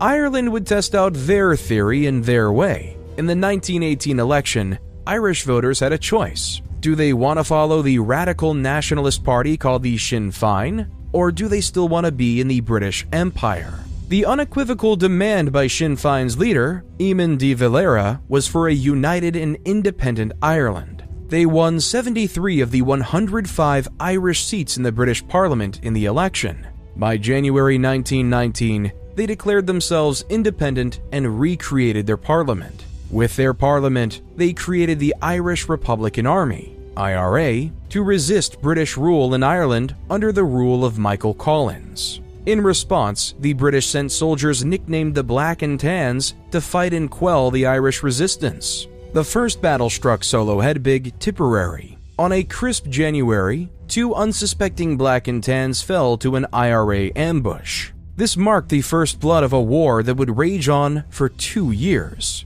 In November 1920, the event was dubbed Bloody Sunday. It would change the face of the war. In the early hours, the IRA, acting on Michael Collins' intelligence, targeted British agents across Dublin, leaving 14 British officers dead. In retaliation, later that day, the Black and Tans stormed into Dublin's Croke Park during a football match, killing 14 civilians in revenge. Angry, Tom Barry and his 36 men from the IRA took positions along the Macroom-Dunman Way Road near Kilmichael. They anticipated the movement of the Black and Tans. Barry's strategy was simple but daring. Allow the first lorry of auxiliaries to pass by, targeting the second to create a buffer, preventing any immediate retreat or forward charge. Camouflaged by the roadside, the men waited in tension. As the first lorry passed, it all happened in a flash. The men launched a ferocious up-close attack on the second vehicle,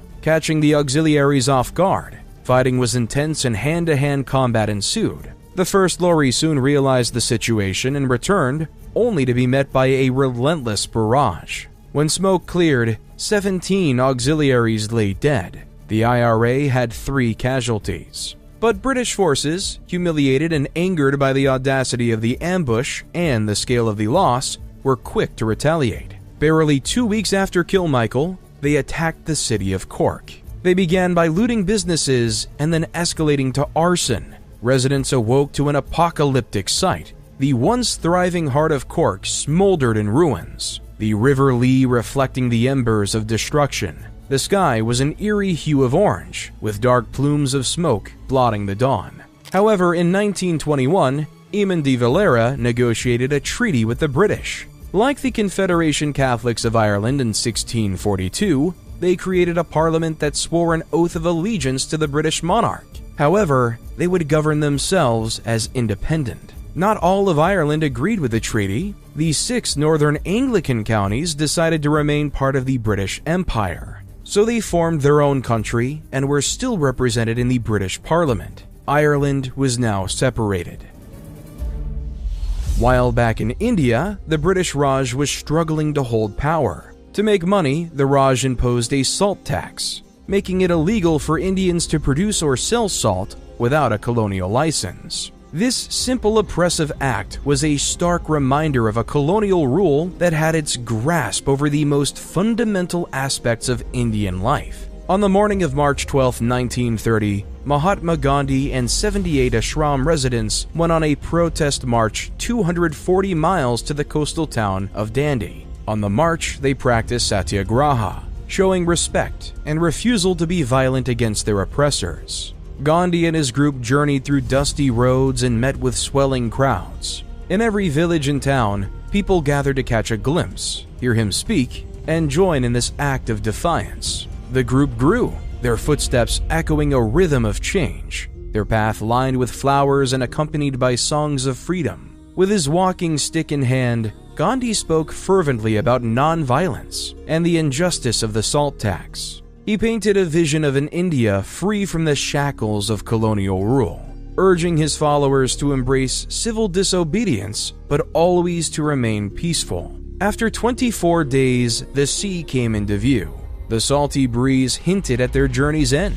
On April 6th, as the first rays of dawn touched Dandi's shores, Gandhi bent down, scooped up a handful of mud and salt, and declared, "With this, I am shaking the foundations of the British Empire." Mass civil disobedience spread throughout India as millions broke the salt laws by making or burying illegal salt. Salt was sold illegally all over the coast of India. Not ready to give up, the British government arrested over 60,000 people by the end of the month. What had begun as a salt satyagraha quickly grew into a mass satyagraha. British clothes and goods were boycotted. Unpopular forest laws were defied in the Bombay, Mysore, and central provinces. Gujarati peasants refused to pay tax, fearing losing their crops and land. In Midnapore, Bengalis took part by refusing to pay the chowkidar tax. The British responded with more laws, including censorship of correspondence, and declaring the Congress and its associate organizations illegal.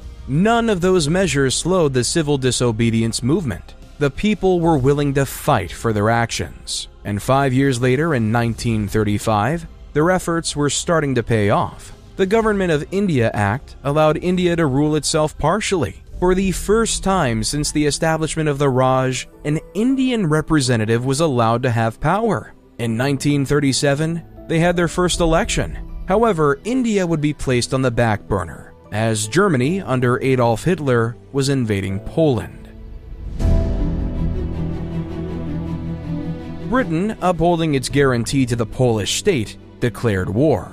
The echoes of those war declarations, paired with Prime Minister Neville Chamberlain's grim voice over the radio, permeated British households. But for most, this war was initially distant, with no significant ground conflicts, leading many to call it the phony war. However, the illusion of a remote war was shattered in 1940, as the German war machine blitzed through Europe.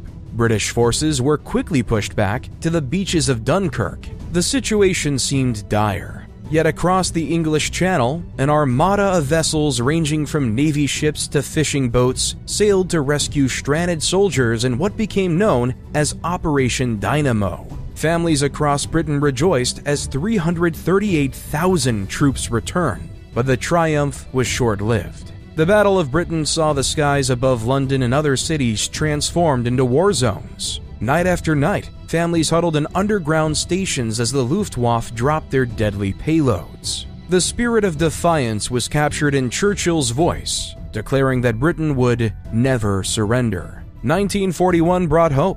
Though not yet in the war, America began supporting Britain with vital supplies under the Lease-Lend Agreement. By December, following the attack on Pearl Harbor, the U.S. joined the Allies, bolstering British morale. The war's tides began turning in 1942. General Montgomery's troops faced Rommel's forces in the vast deserts of North Africa. The pivotal Battle of El Alamein led to a sweeping Allied victory, but the joy was bittersweet as news from the East arrived. Singapore had fallen to the Japanese. In the subsequent years, Britain participated in a series of crucial operations, from the hot sands of Sicily to the snowy landscapes of the Netherlands. The pivotal moment came in 1944 with the D-Day landings. British forces, alongside their American and Canadian allies, stormed the beaches of Normandy, initiating the beginning of the end for Hitler's Europe. Yet, even as victory in Europe was celebrated in May 1945, with jubilant crowds flooding London streets, the war raged on in the East. It wasn't until August, after the devastating atomic bombs were dropped on Hiroshima and Nagasaki, that the war ended. With the fall of Hitler, the interest in large colonial empires was done. Even though Great Britain may have won the war, it was the final bullet in the empire. Their former colony, America, who revolted in 1776, would become the next great empire on a colonial stage. As the British Empire was winding down, in the heart of Delhi, Sir Louis Mountbatten, the last British Viceroy of India, gazed at the vast subcontinent on the cusp of monumental change. Soon, the tricolour flag of India and the green crescent of Pakistan would fly high, signaling the end of British rule in India. Years passed, and as the 1950s dawned, optimism and determination washed over the African continent. In the Gold Coast, Kwame Nkrumah passionately spoke of self-rule and destiny. By 1957, jubilant Ghanaians danced in the streets of Accra, celebrating the birth of an independent Ghana. Over in Malaya, amidst dense rainforests, Tunku Abdul Rahman, a prince and statesman, rallied his people. They sang songs that dreamt of unity, and in 1957, Malaya stood independent, later forming a larger union known as Malaysia. But freedom's journey wasn't without its trials. In Cyprus, tension brewed between the Greeks and Turks, often pulling British soldiers into the fray. The island's beauty was often overshadowed by the sporadic bursts of violence that threatened its peace. As the sun set in the 1960s, the African continent transformed. Flags bearing new symbols and colors rose in Nigeria, Uganda, Kenya, and beyond. African leaders, educated at home and in the very heart of the empire, led their nations with a blend of traditional wisdom and modern insights. The Caribbean wasn't left behind. The rhythmic beats of reggae and Jamaica echoed the nation's newfound freedom, while in Trinidad and Tobago, the fusion of cultures heralded the birth of a nation. By the 1980s, far from the African savannas and Caribbean beaches, the British grappled with a different challenge. In Zimbabwe, then Southern Rhodesia, Robert Mugabe and his guerrillas waged a war against British rule. The result was a free Zimbabwe, albeit with scars that would take time to heal. But perhaps the most poignant moment came in 1997 in the bustling city of Hong Kong. The Union Jack was lowered, and the Red Star of China took its place. Watching alongside the city's leaders, Prince Charles represented an empire bidding farewell to its last significant outpost. As the sun finally sets on the British Empire, the world has forever changed. From the land stolen from the natives, the lines drawn in Africa, to the stolen artifacts held in the British museums, the effects of colonization could be still felt around the world. As the darkness of the night covers the London sky, who knows what'll be in store for the United Kingdom? Their history is still being written.